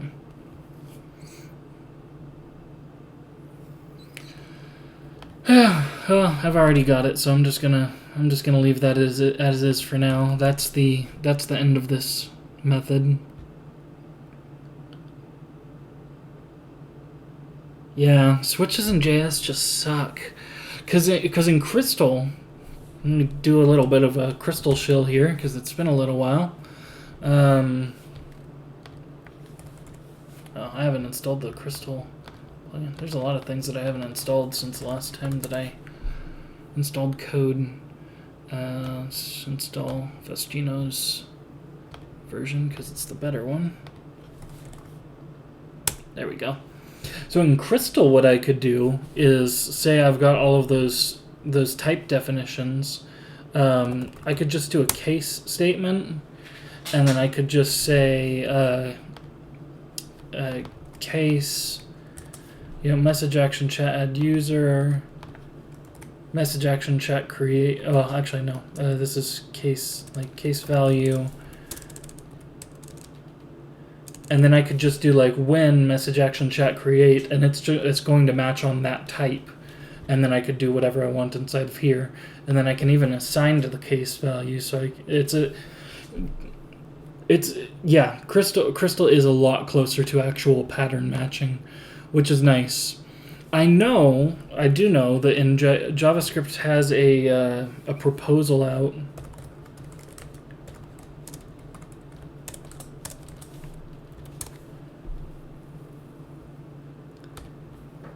Which is at stage 1 right now, which would add real pattern matching to JavaScript and hopefully allow you to match on the type, which would be awesome. I'd love to have real pattern matching in JavaScript. But yeah, for now we're stuck with this, and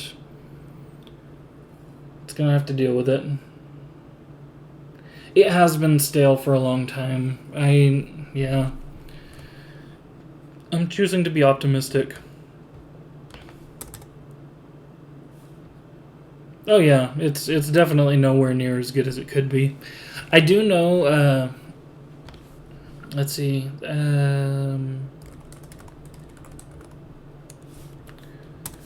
just pattern matching. I know that there is...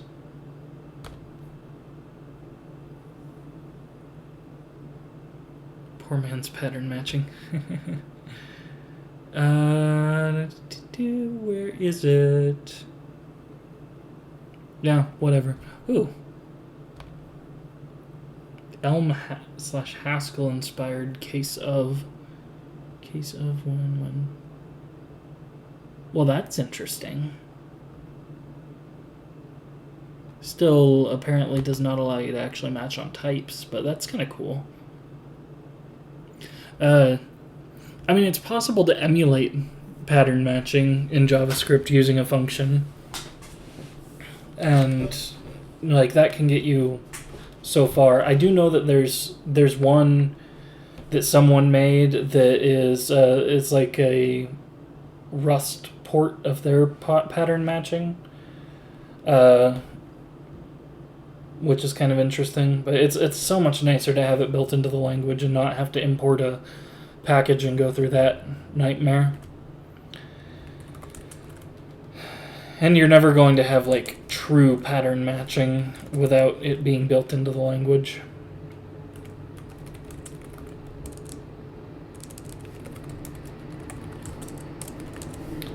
I'm going to worry about comments later.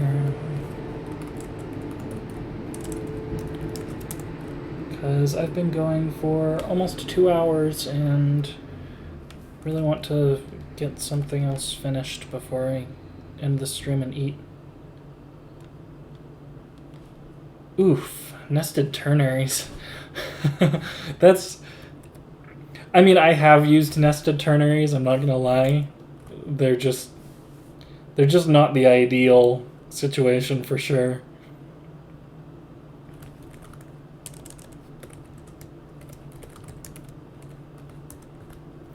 So if this.text, or if not this.text, and this.client, if, look at all these if statements. I'm doing AI right now, aren't I?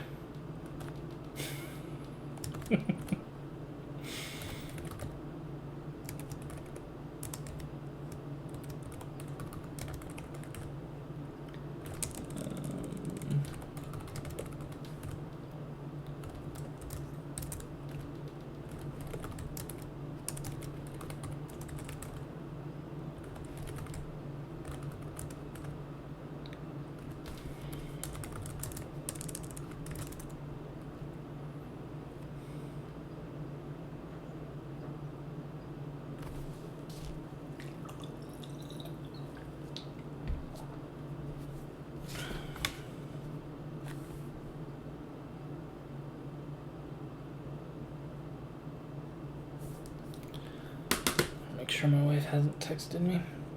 Got my phone on do not disturb so I'm not getting all these vibrations making a lot of noise every time someone messages me, but it means I don't know if my wife has texted me. Oop, crap. What happens when you start typing in GitHub? Oh. Oh, okay, so we've got a getter and a setter here. Nice. Text equals this dot client dot parse mode dot unparse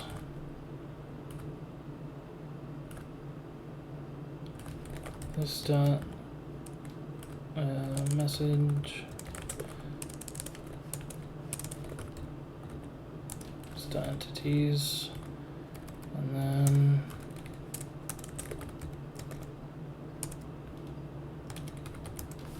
alrighty. This is something that I'm actually kind of proud of. So this parse mode.unparse nonsense here is because the client, it didn't have this, but I just added it recently. So the base client here has a parse mode defined, which defaults to Markdown, like Telethons does. If I go to Markdown, extensions, Markdown, so you can see Markdown has, ooh, I actually should probably fix that, because I've got it being exported as a lowercase here. But if I go back to the client, it's uppercase. Let's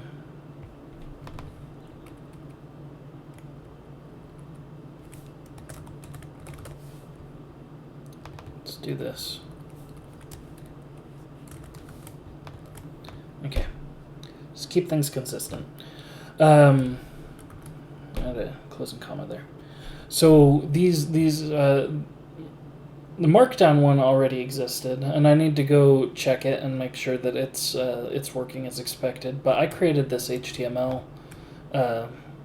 parser, which was a massive pain to deal with, like parsing and unparsing HTML entities and like nested HTML entities and everything.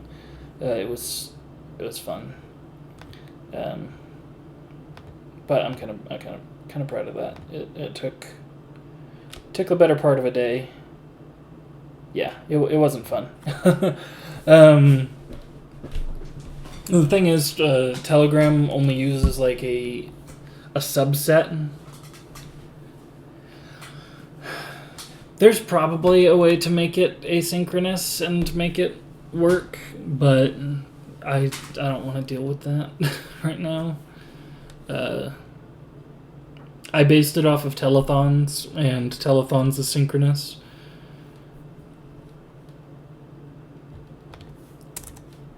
It's made it a lot easier than figuring it out myself.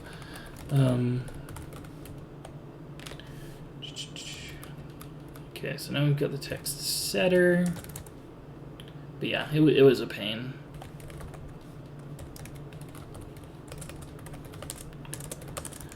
Your text equals value, and let's say if client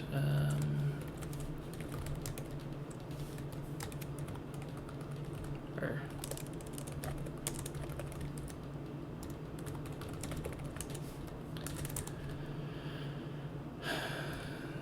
then I want to say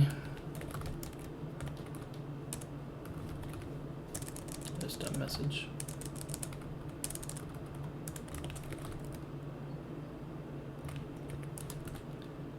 So message system entities equals system client parse mode dot parse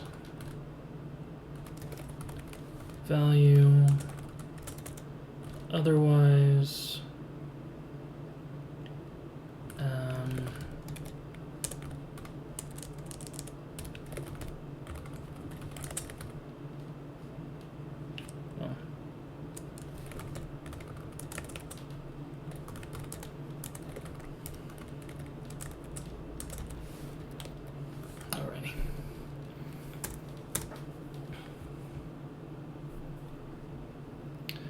we've got a getter and a setter for text.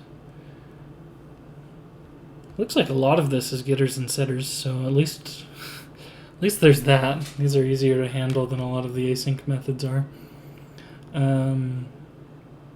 Okay, so that's text. Now we've got raw text, which ignores any formatting. So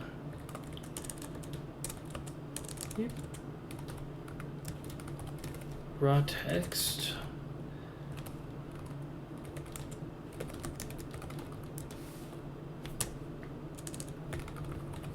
I just realized I forgot a return statement here.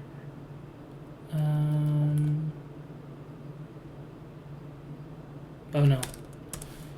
Setter doesn't have a return statement. It should though, shouldn't it?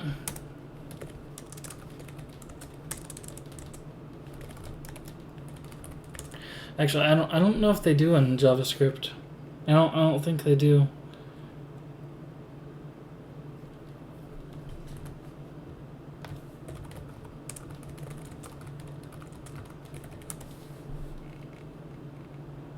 Setters cannot return values. Yeah.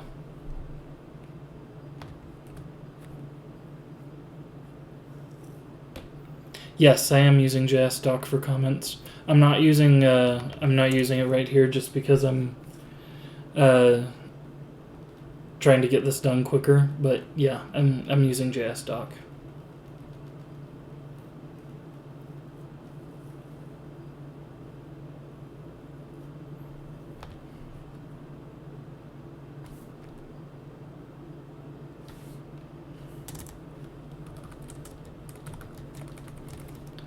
Right now, though, I'm trying to knock these out quicker. But yeah, if I were to try and let's see, why didn't it?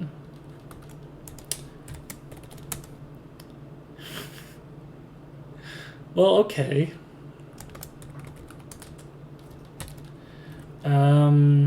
Let's see, what is value in this case? Value is a string.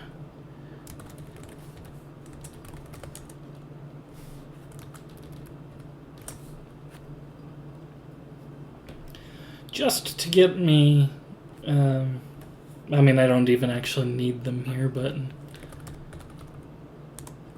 Message equals value dot. Did it give me string methods? It didn't. Why didn't it recognize it? What the fuck is going on here?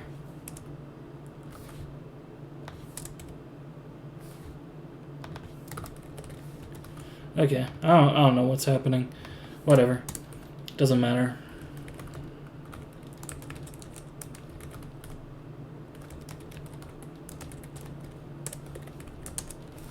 Yay, no.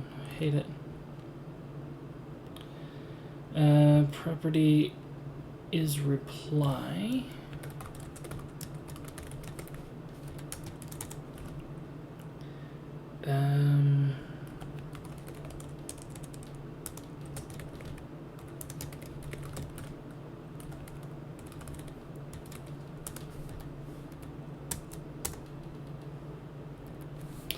Actually, really here, I could just do this. I don't like wrapping things in Boolean.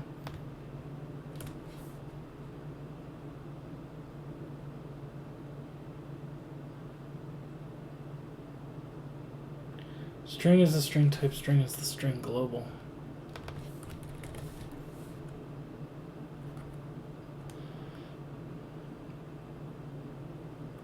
Interesting. Okay.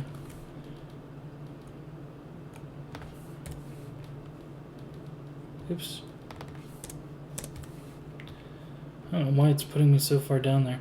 Even, like, neither one of them is working, so I don't know what's going on.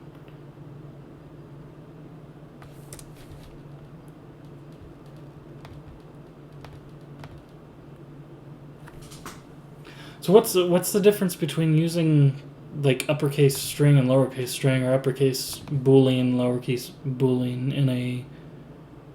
Yeah, it fails anyway. I don't know what's going on, but what's the actual difference between using them in type definition? I don't completely understand.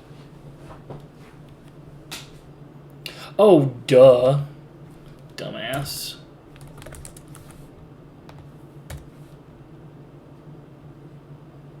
That's better. I was using the Python naming under REPL try new string versus new string creates a string object. Right. Don't they both have the same properties on them though? Like if I say s equals new string,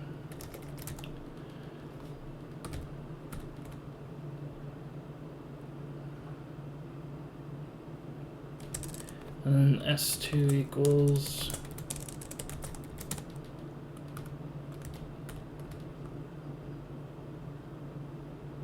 oh, they actually are slightly different. What is actually different? Okay, so what's different comes down to these, I think. Huh. JavaScript is so weird. It's just a weird language. Right, I know that they'd be different types, so and then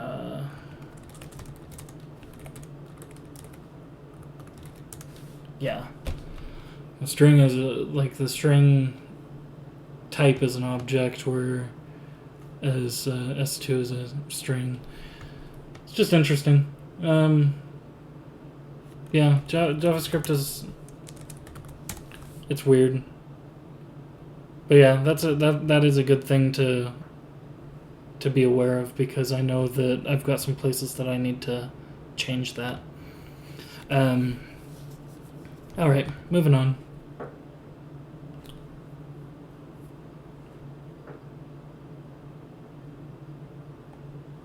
Well, it is the language, because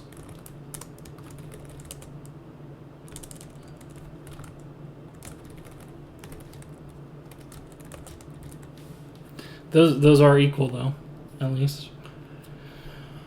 But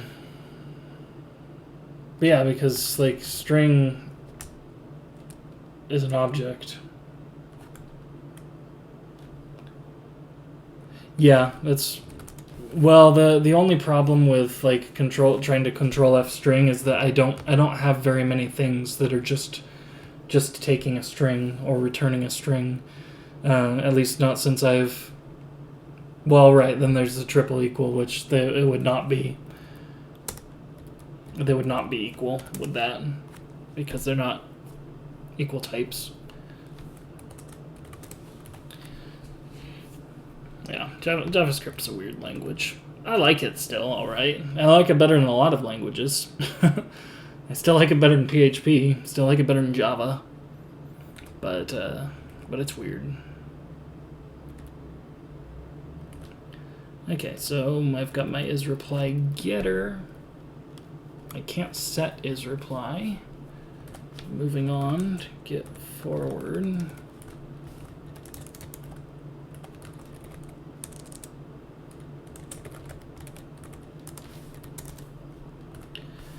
And buttons.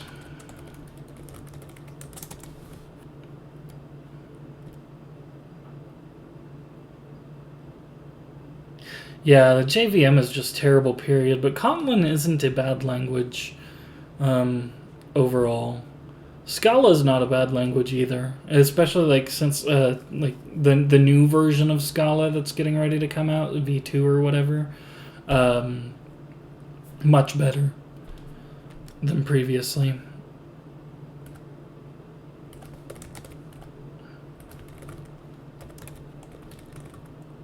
Oops. Can't use a comma. That's not going to work.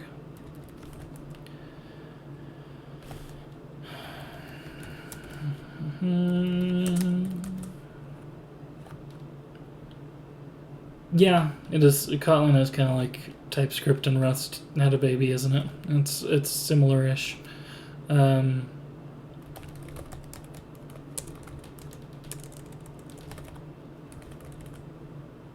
I don't need the underscore.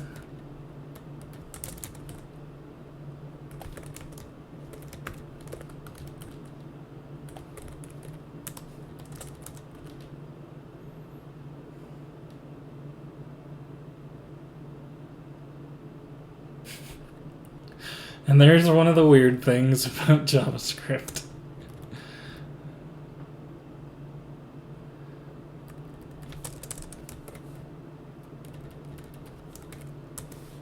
Like, what?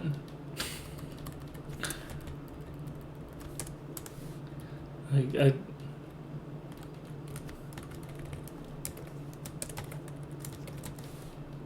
interesting. So doing that.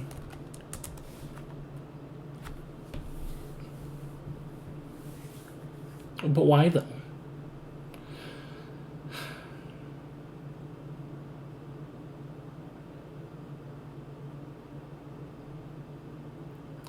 New is the thing that forces it to be an object. That makes sense. If only I could do this, right? Oh, it would be so funny if that worked. But no.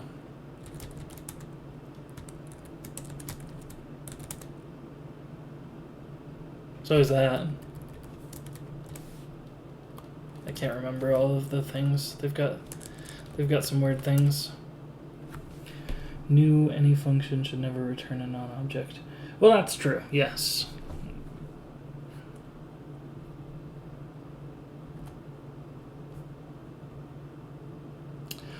Oh, that does make sense. Yeah. All right. Moving on. JavaScript's a weird language. We all know that. It's like the things that are weird about it make sense if you explain them. They just don't make sense, you know, coming from basically any other language. You expect something to work a certain way and it doesn't.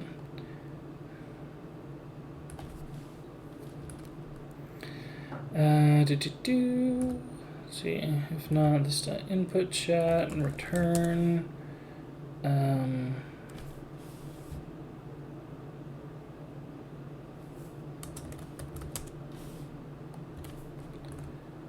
Return null. Otherwise, we're going to do a try.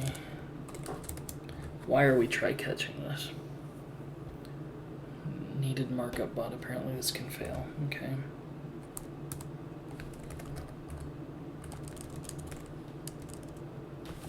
Oh.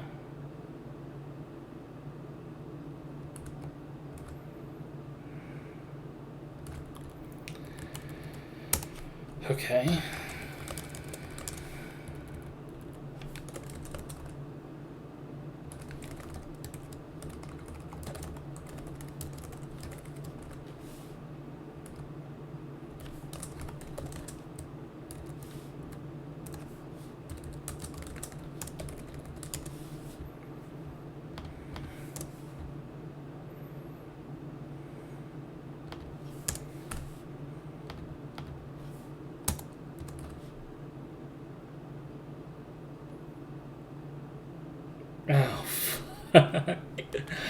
Oh, this is something you don't see very often.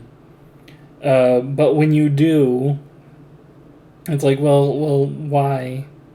So I only learned about this semi-recently because I've never used it or never seen a reason to use it. But you can do try, except, else in Python, which is weird. I'm pretty sure that JavaScript you can't.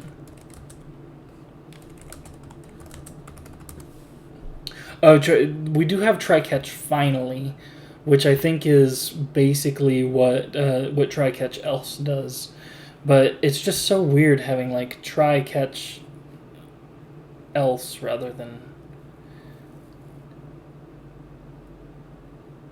else block is no matter what happened previously final. Yeah, because JavaScript always executes the final block. But else is supposed to be only if the try fails, which is try catch error if error instance of value error.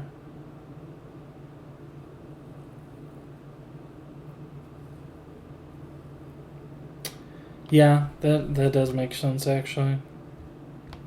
So I can do like try catch E and say if E instance of, well, JavaScript doesn't have value error, does it?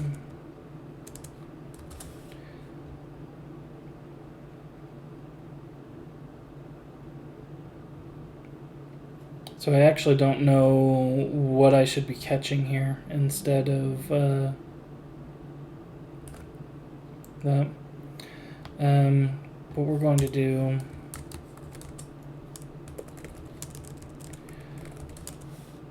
so value error is, I'm not going to try to describe it and butcher it because I'm going to end up getting it wrong.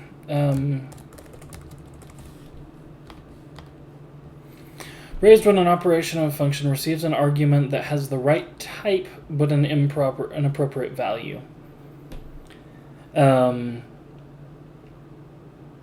So if something, like, they also have a type error, which JavaScript I'm pretty sure has as well. But yeah, if right. It's just an error, but it's, yes, I know that all error types inherit from error.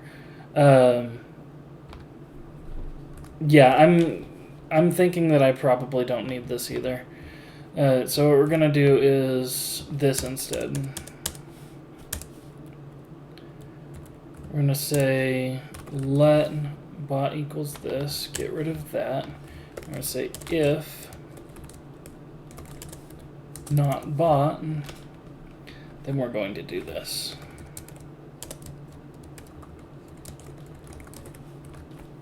I don't think that I'm actually going to run into this error.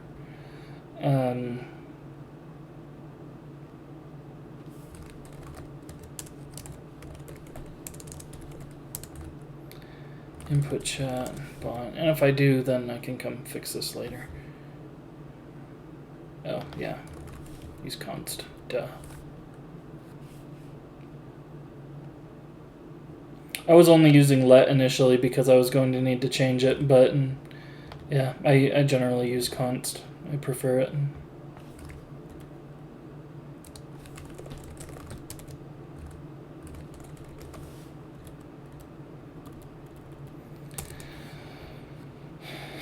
Prefer var, please. Var can suck my dick. I hate var.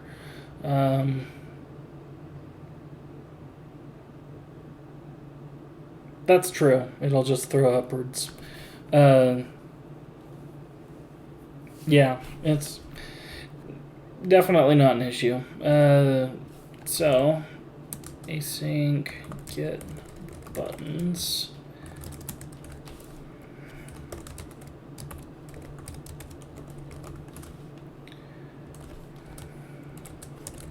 And stop.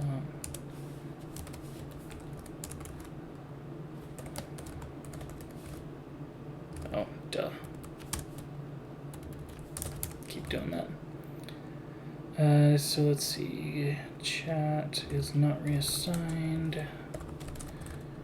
Equals wait stop get input chat if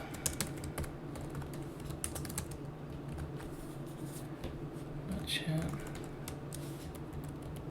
Actually, I'm just gonna do this, and then we're gonna try. Wait, what are we trying for here? We're also catching a value error here, so fuck that.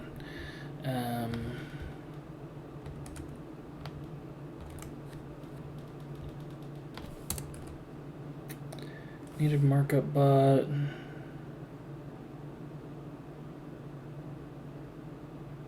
oh, I do need let here.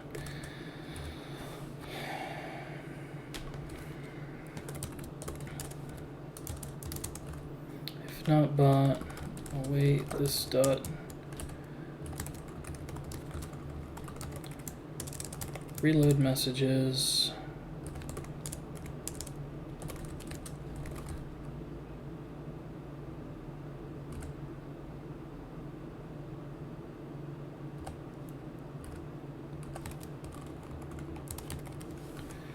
Is it possible to, what can needed markup bot even throw? That's a good question. Let's take a look at it. Whew. This is a big file. 940 needed markup bot.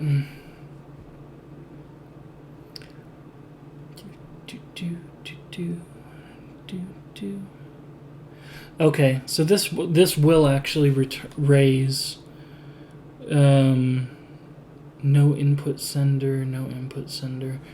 So basically it raises if bot does not exist. So I actually do probably need to catch an error. But I'm just going to be throwing a, oops, go back. I'm just going to be throwing a regular error, so that's what I'll catch.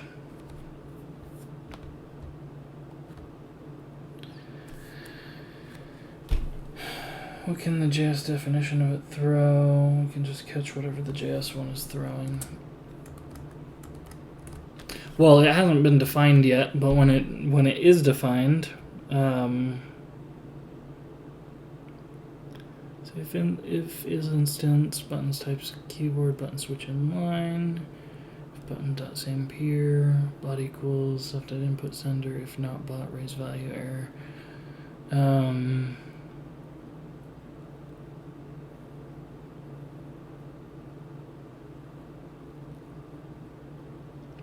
You know what? What I can just do here is return null instead of raising a value error.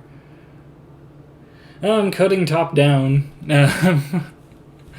So there's some methods that don't exist yet that I've written in, but I think what I'm gonna do here instead of raising a value error is just return null. So then this will work without a try catch. That'll be fine.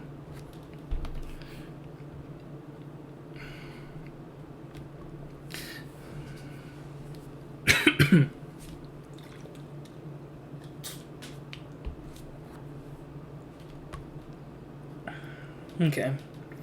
And then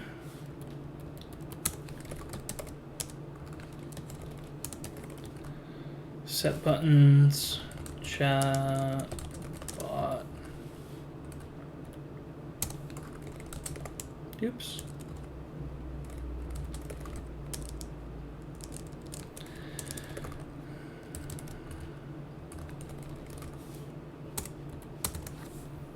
Okay. We've got button count.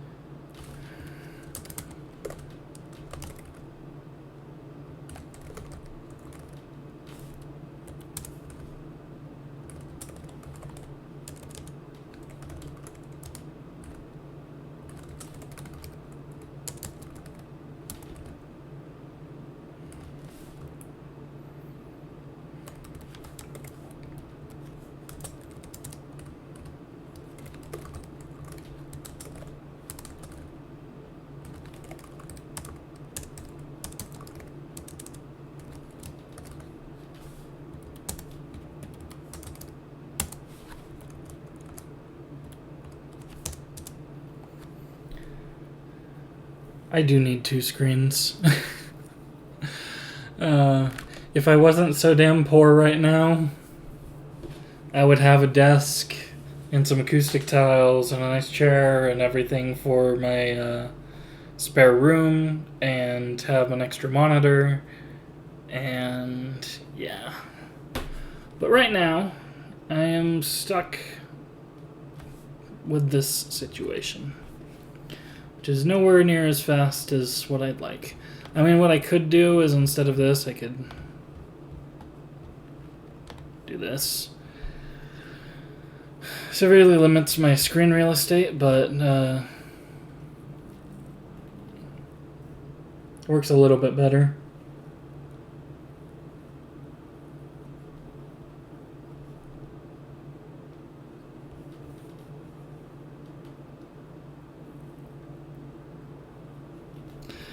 The problem isn't necessarily not having a screen, because I could get a pretty cheap screen pretty easily, but I don't have anywhere to put it. I found a desk on Facebook Marketplace, and like, it's free and nice and everything, but Corona is running rampant, and the person that's selling it or giving it away wasn't willing to drive it over here and drop it off for a fee, and I don't have a truck or any way to go get it, so yeah, life kind of sucks right now a little bit. Yeah. Oh well, I'm dealing with it.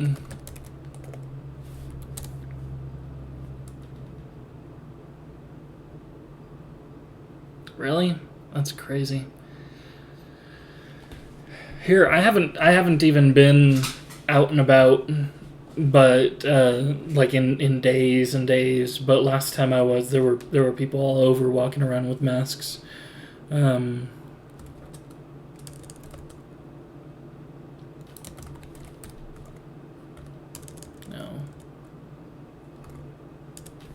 Doesn't JavaScript have a built-in sum function? I could have sworn it did.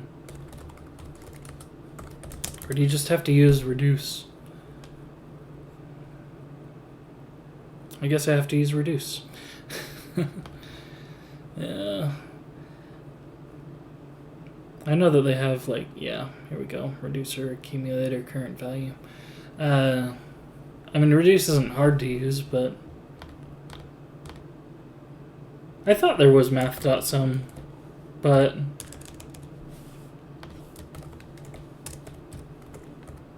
it doesn't come up under autocomplete.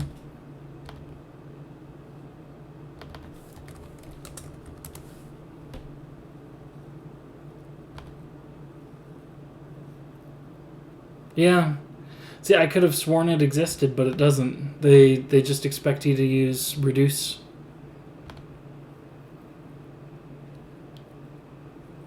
Oh well.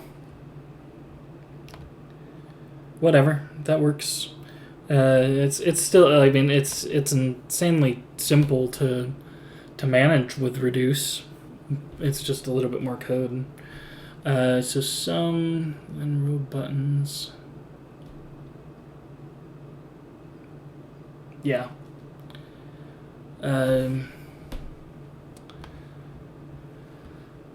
But of course, in Python we use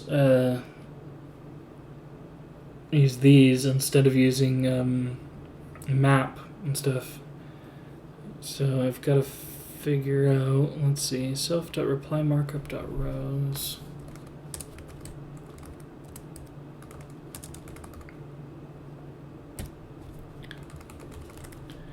Reduce.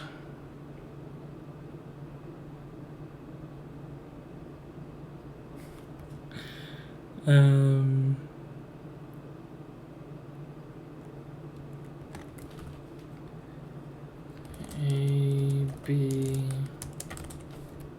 yeah.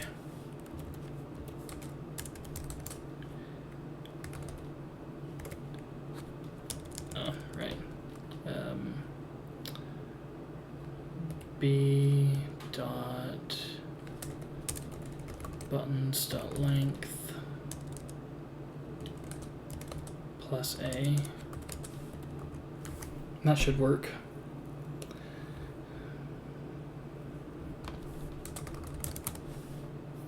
Otherwise, this dot buttons count is 0.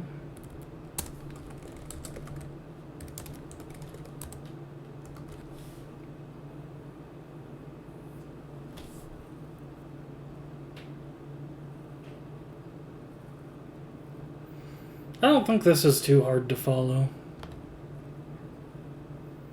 You're reducing, all it's taking is the button length, A.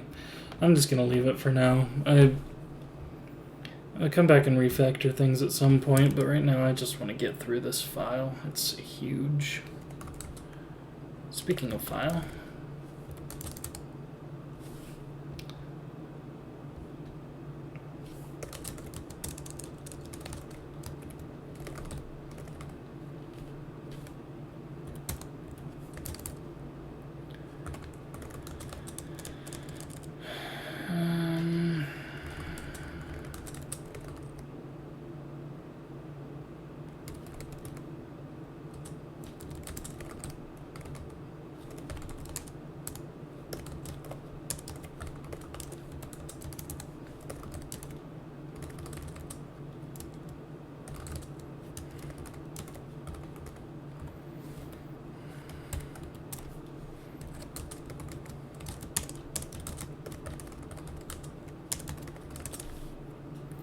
Still have to implement the file type in order for this to work correctly.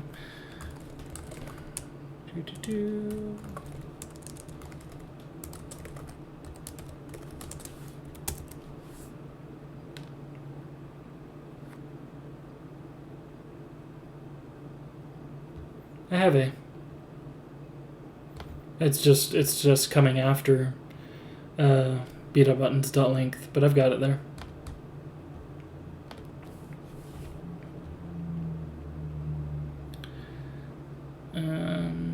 Alrighty, photo.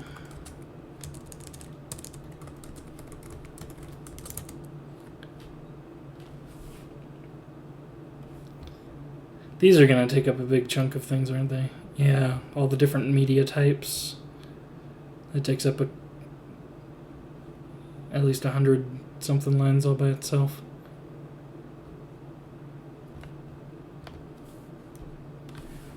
Oh, I am missing the initial value. That's true. There we go.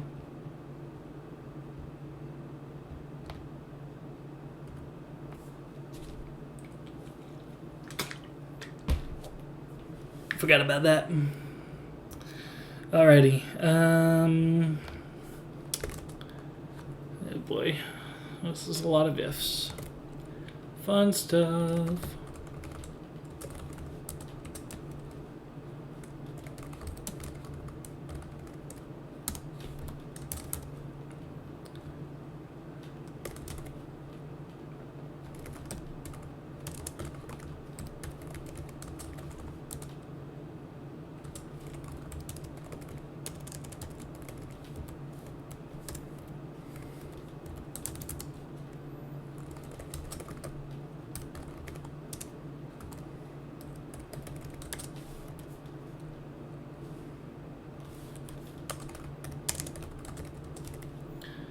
If action instance of types dot message action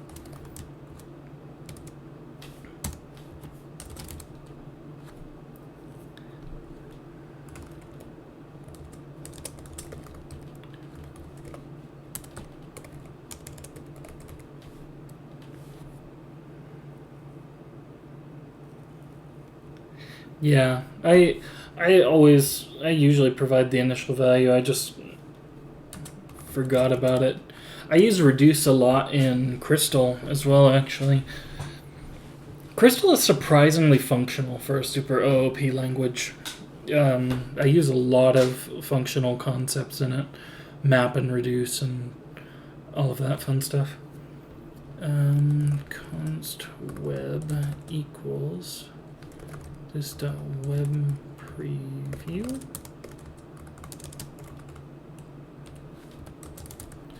JavaScript isn't capable of assigning if statements, is it?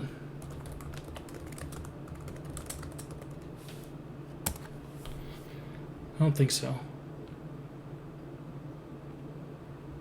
No. Python just barely became capable of it with the walrus operator, but I like it because it makes it so that instead of this, you can just do this.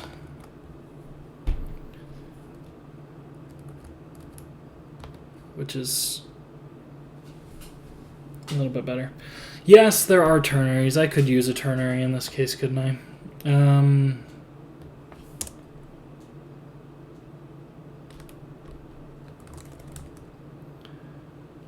Return.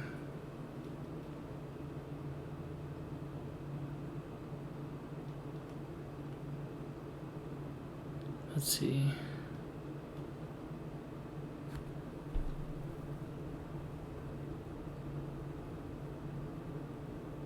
Okay, I should have been a little bit more clear. Declare inside of an if, because yes, I could theoretically do like let web and then say like if web equals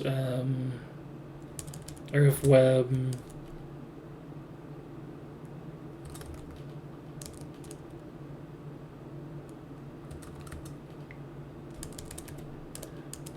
equals this dot web preview and blah blah blah. But yeah, I'm just gonna do ternary here. Local argument in a block. I think that a ternary will actually work just fine here, because I can just say like return this dot web preview and this dot web preview instance of types.photo. Then I can return this dot web preview, otherwise null. That works fine. And then named like a final return null down here.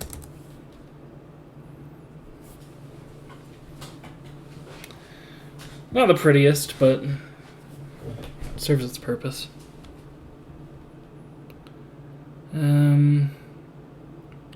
Looks like document is going to be almost the same exact thing.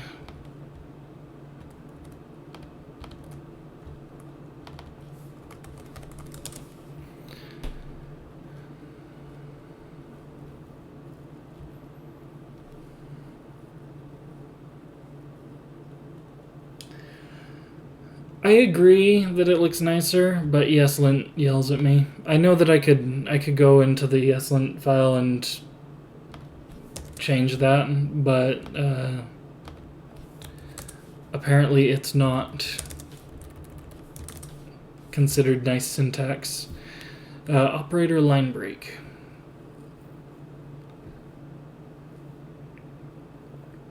I do like it better though. I guess I'll just go in and change the... How do I get that back? Command palette. No.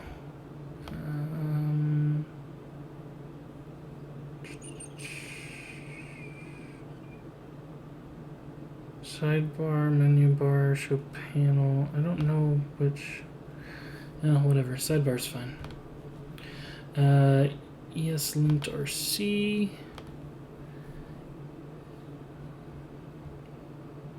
What's it called? Operator line break.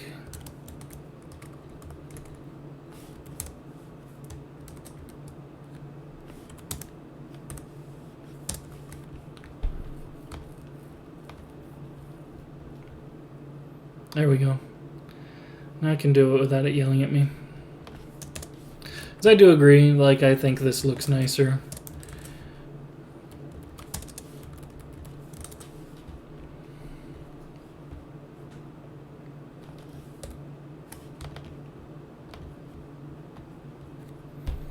Okay, so this should be message media document, types dot document,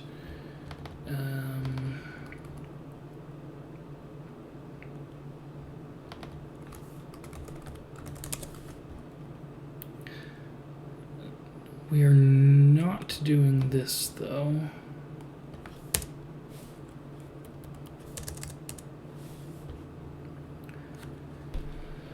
And then web preview types dot document. This dot web. Let's see. Oh. This should actually be web preview dot photo, and this should be web preview dot document.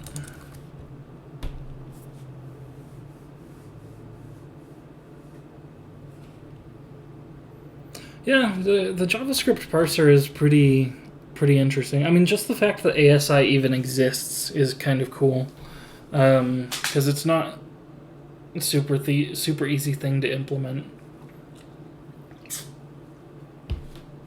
Personally, I wish they'd just get rid of ASI and just get rid of semicolons, period. Just make them unnecessary, but that's just because I don't like semicolons. It's never going to happen.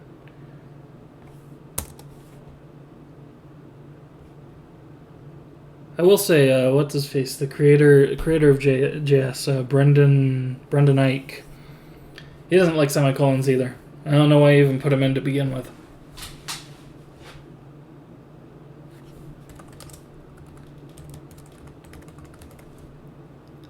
I think it was just the thing to do at the time, because it was based off of, it's kind of like a Lispy C or Java. I can't remember what his inspiration was for it.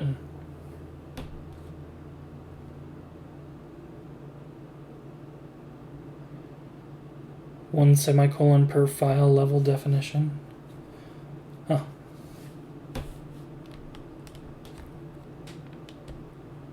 That makes sense, actually. Yeah. I'd be interested in taking a look at some of your code, actually. I kind of want to see what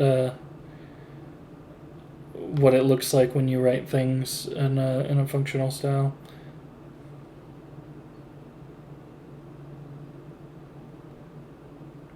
Yeah, so you do things in kind of like a Haskell-y live scripty, like just typical functional type way where everything's just a function, like, you know, const func equals this equals, now do something.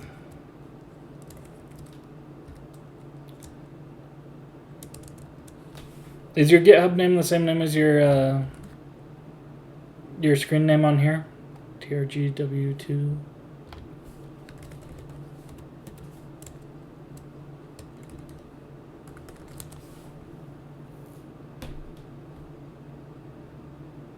Yeah, look at, there you are. Minecraft to Telegram chat bridge, huh?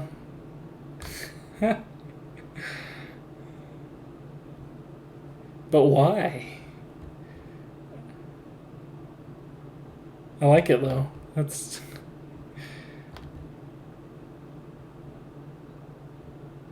yeah. Okay, so you're using Ramda here, aren't you? Yeah.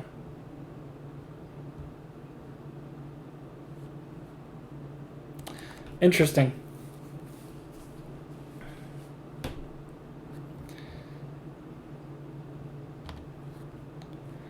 Web preview.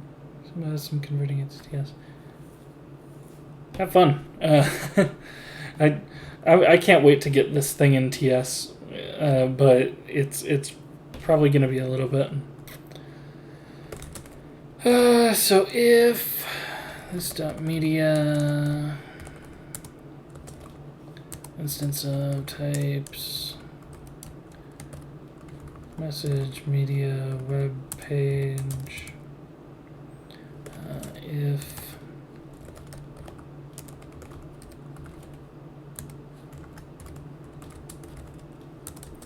instance of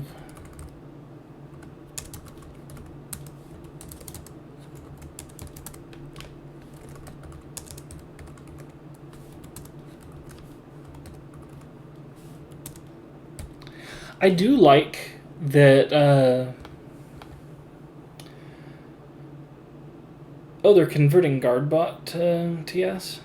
Interesting. I do like that the type, the IntelliSense is smart enough to figure out that if you do a guard clause like this, where you're checking instance of, that you can then do web page dot, and it actually shows all of the types for type.webpage, because you now know that's the type it is. That's handy. Actually, I can just return this.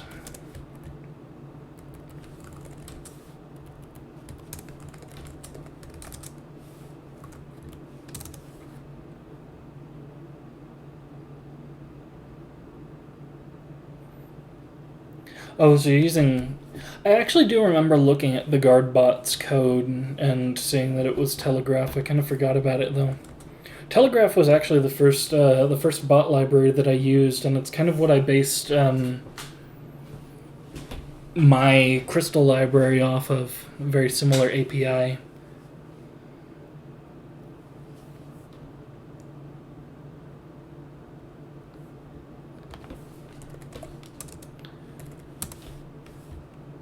This is what you were talking about earlier. Let's see. MK... I'm actually surprised that I'm not following some of you on GitHub already. Oh, did I get that wrong? MKR here.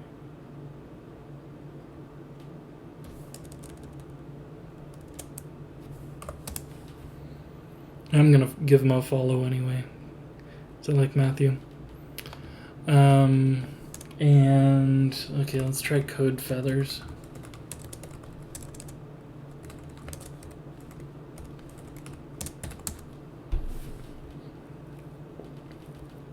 Yep, there it is.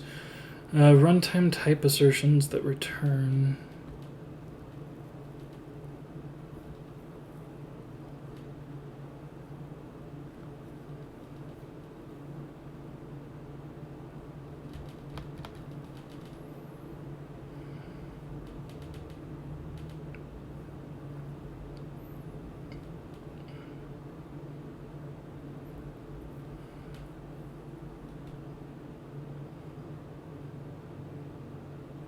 Okay,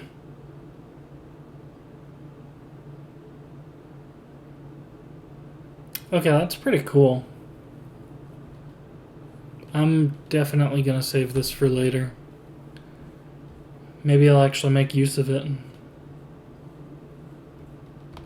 Who is Code Feathers anyway?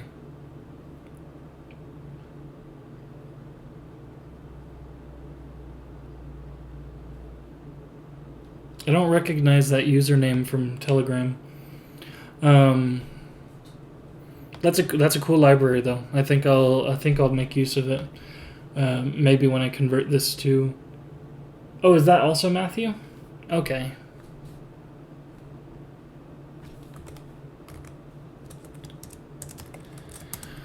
Return this document by.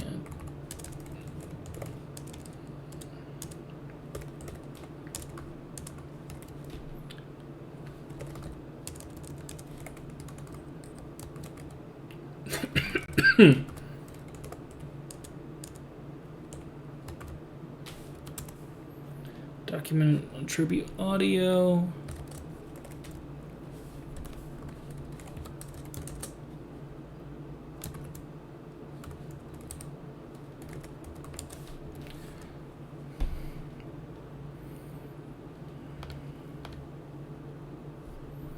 Bottom of the README of runtype.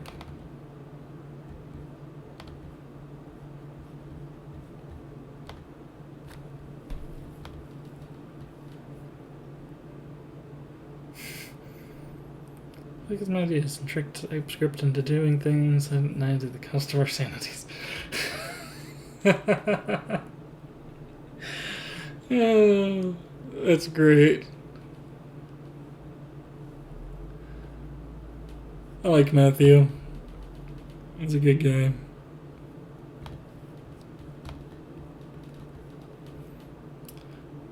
He's not on the stream though. Come on, Matthew. Gotta watch me code. Waste hours of your time. I think I'm gonna end this stream in 12 minutes or so, right at the 3-hour mark, because I really need to get something to eat. It's, what, 2:53, almost 3 o'clock, and I've only eaten breakfast, I haven't had lunch. Okay.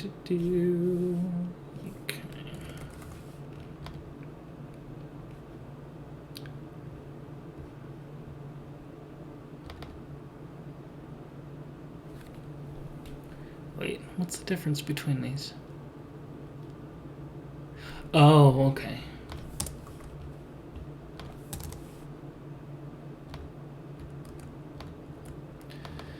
Audio, voice, video.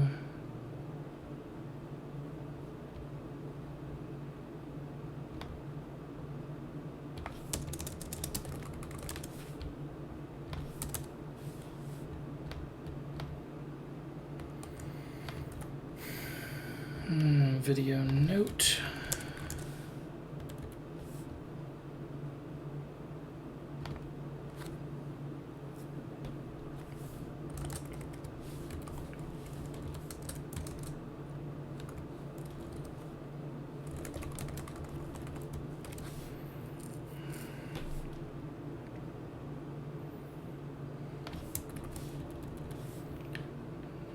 Just kind of typecast these to booleans. It's not completely necessary, but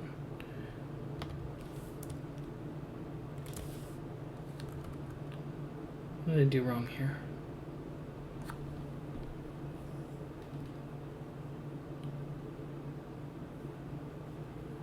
What did I mess up?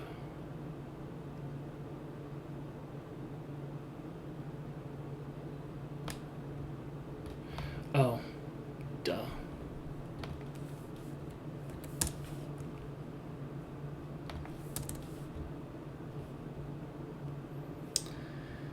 Jeff.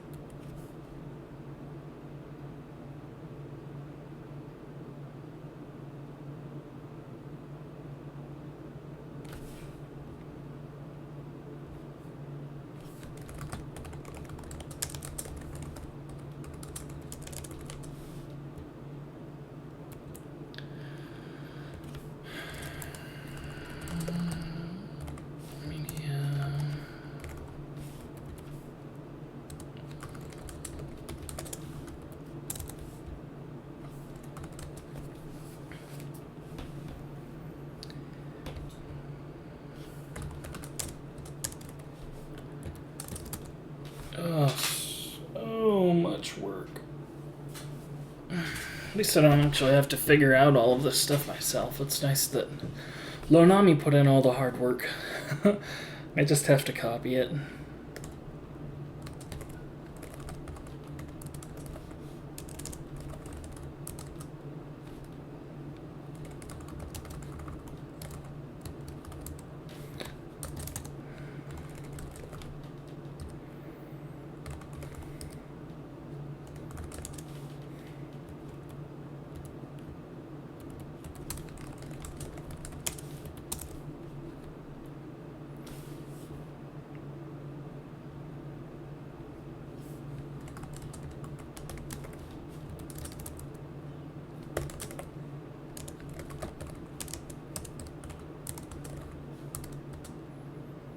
Oh no, this one has a lot of options. Type stuff, message media, geo, or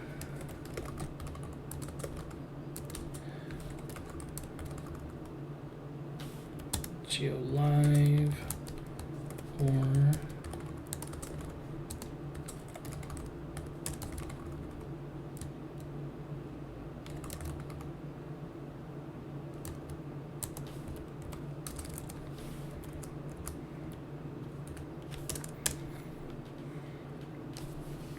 oh, have you guys watched that new Netflix original Tiger King?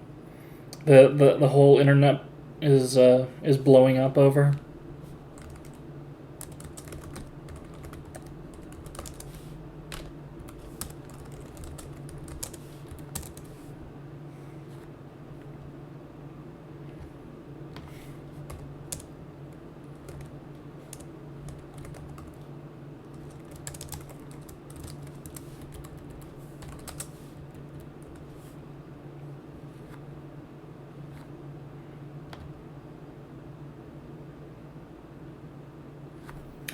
I could use the help for sure. I'm gonna get a PR in probably today once I finish up this message stuff. And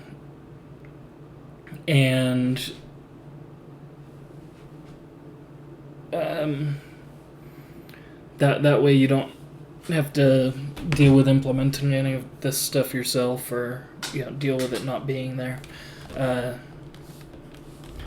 I just want to get it working, which hopefully I can do in the next several hours. There's just a ton to do. Like, I'm just over halfway through this file, and all it is porting.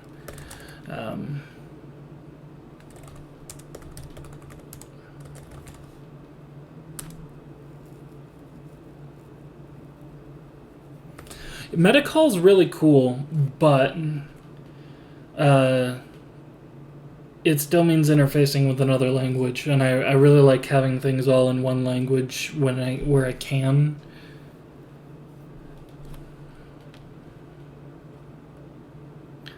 Invoice instance of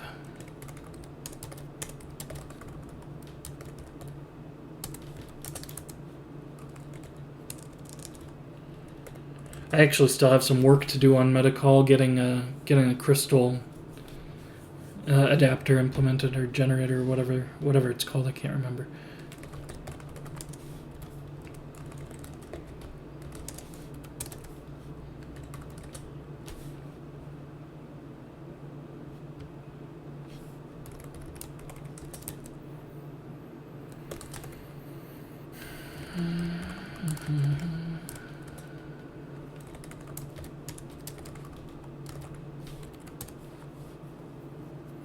Oh, there's a Netflix show that the internet has kind of blown up over, called Tiger King.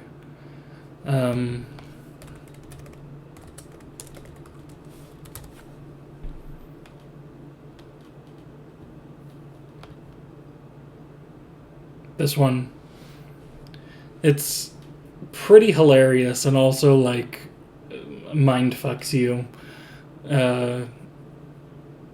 It's worth a watch. It's a true crime show, but it's full of the weirdest characters.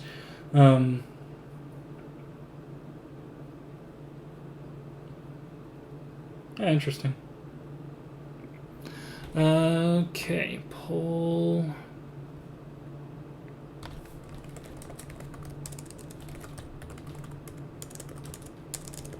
Yeah, I didn't want to watch Tiger King, but my wife kind of made us watch it, and I ended up kind of enjoying it. It's a weird ass show with some weird ass people, but it's I still think it's kind of worth a watch if you have Netflix, or can get it by other means. Not that I condone those other means, because I definitely don't.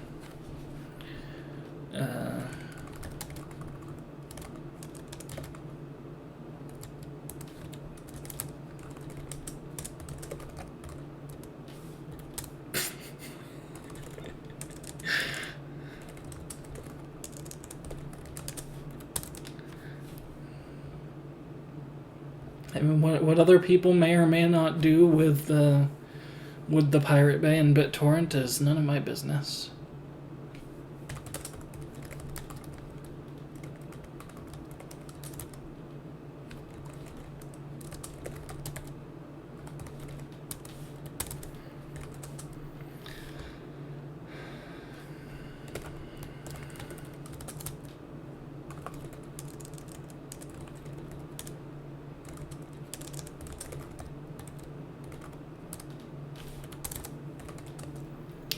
These ones are a lot easier. No logic, just straight return.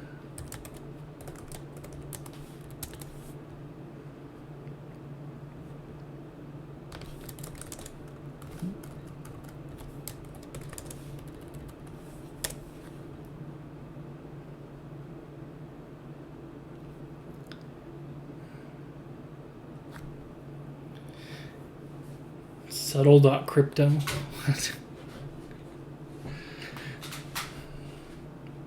Actually, speaking of crypto, which the whole world has decided means cryptocurrencies, even though it does not, they're starting to go back up, it looks like, which is good for me because I got paid in Ethereum recently, and Ethereum was at like 140 something when I got paid, and now it's gone up quite a bit, like 10% or something. It's not bad. I don't normally deal with crypto, but if I get paid in it, I'm not going to complain. As long as it's a stable or semi-stable one, or one that's getting ready to go up.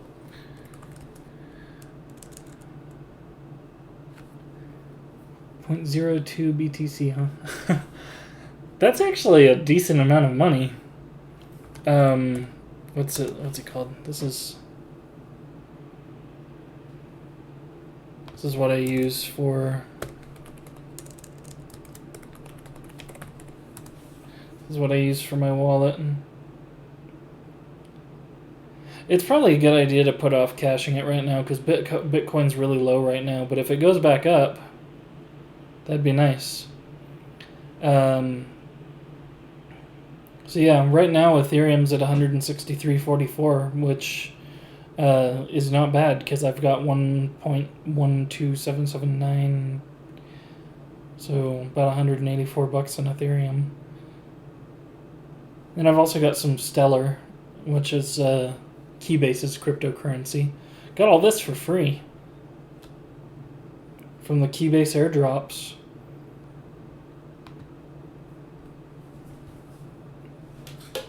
Kind of like Keybase. Okay, this one. Now we're getting into the big functions.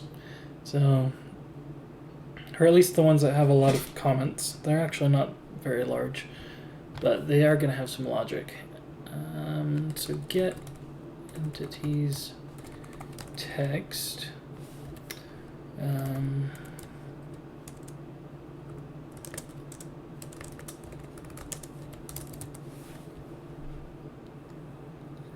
Returns a list of markup entity, inner text. Well, I need to fix my sitting situation. That's not good for my back. I'm gonna put something under my butt though.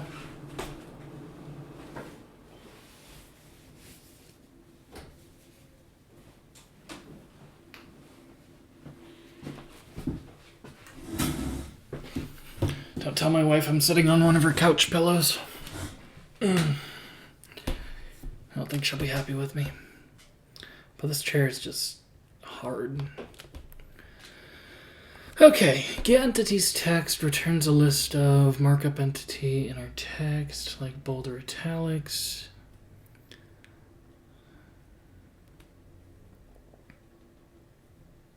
Oh, right, this is a convenience method just for returning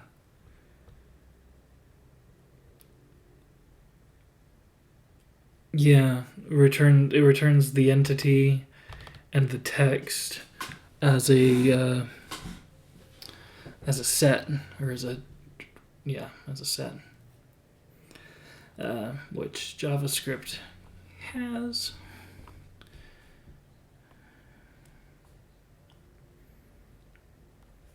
Let's see if I can make this work in a similar way.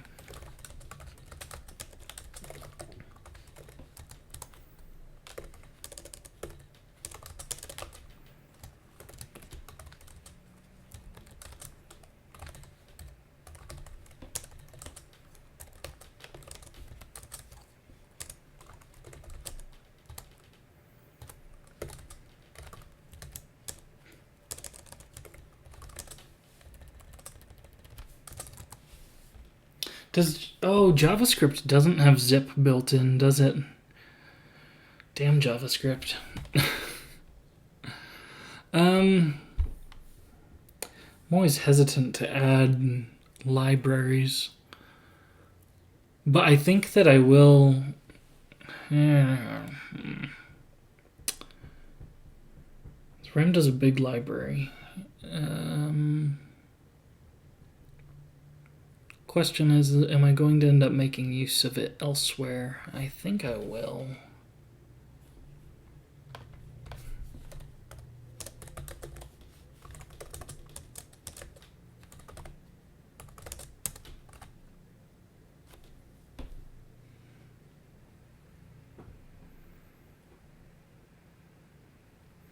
Let's go ahead and install it because I don't want to deal with doing this without zip. I know it won't be too terribly difficult, but I'd rather just have it.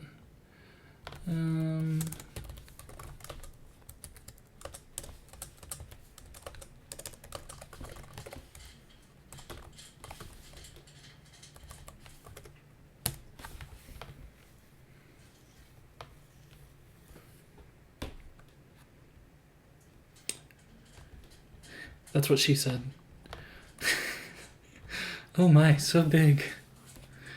The crazy thing is, like, here I am on line 638 down here, and here we're line 632. Well, actually, 622-ish, where I am here. Why is... Oh, it's partially because of the comments. I haven't added comments, and things are going to grow a lot more. Oh, zip with? What is zip by itself? Because zip is a function.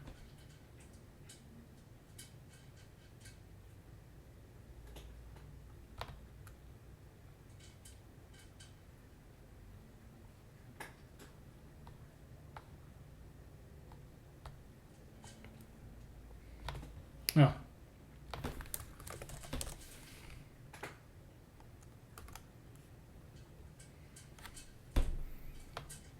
I use zip with then. Okay. So now we have that. So now we can say if CLS,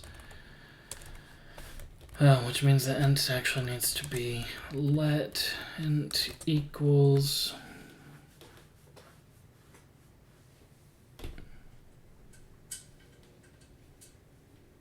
Yeah, I'm definitely gonna have to look up the documentation for zip with. This will actually be the first time I've ever used Ramda, surprisingly. See an ent if is instance. So this is a filter. So I need to do ent dot filter v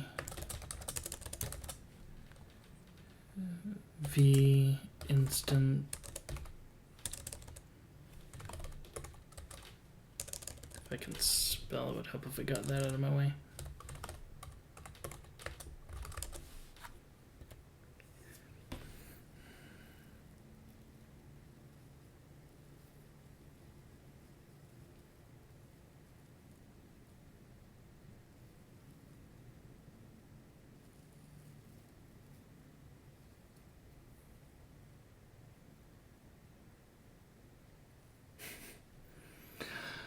Ramda is something I've heard of before, so I don't mind using it. I don't really want to go the route of finding some obscure library that just has zip in it or something and doing that. Not about that life.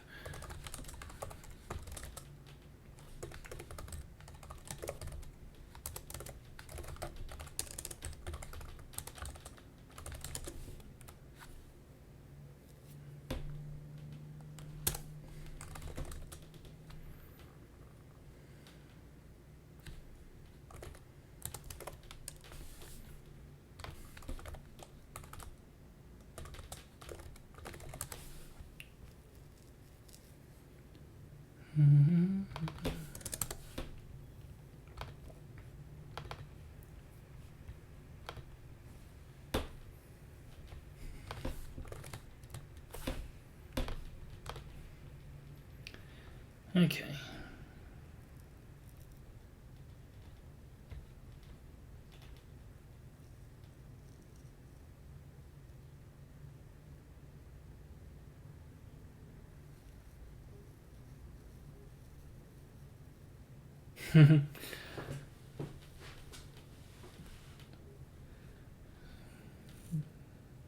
Ramda and TypeScript don't like each other. That's unfortunate, but yeah, hopefully I can stick to using things that play well with TypeScript.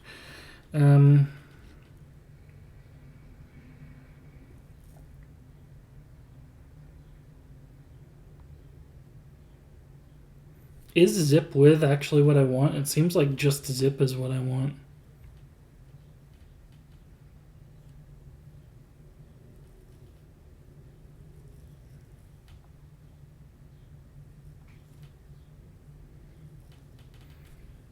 That's what they're doing here. Is they're just zipping the entities and the text together into an array of arrays. I'm tired of having this be so small.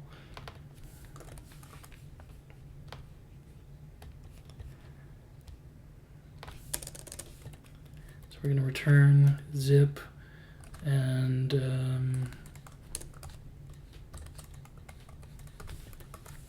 text.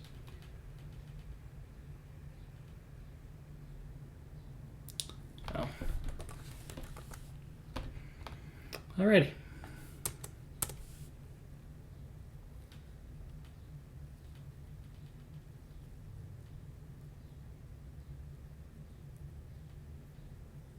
Okay, I got you now. Okay, get reply message. We're getting so close, guys. But I just realized I went quite a bit over what I said I was going to do. So I got that method out of the way. Got zip. I think I'm going to go ahead and end the stream so I can eat something because I'm starving. Thanks for hanging out, though. Thanks for your help, and I'll be sure to tell you guys when I'm streaming again. Probably be tomorrow, maybe day after. We'll see. I need to try and get some videos out, some actual videos out too. Figure out what I'm gonna do about that. But thanks for hanging out. I will see you guys next time.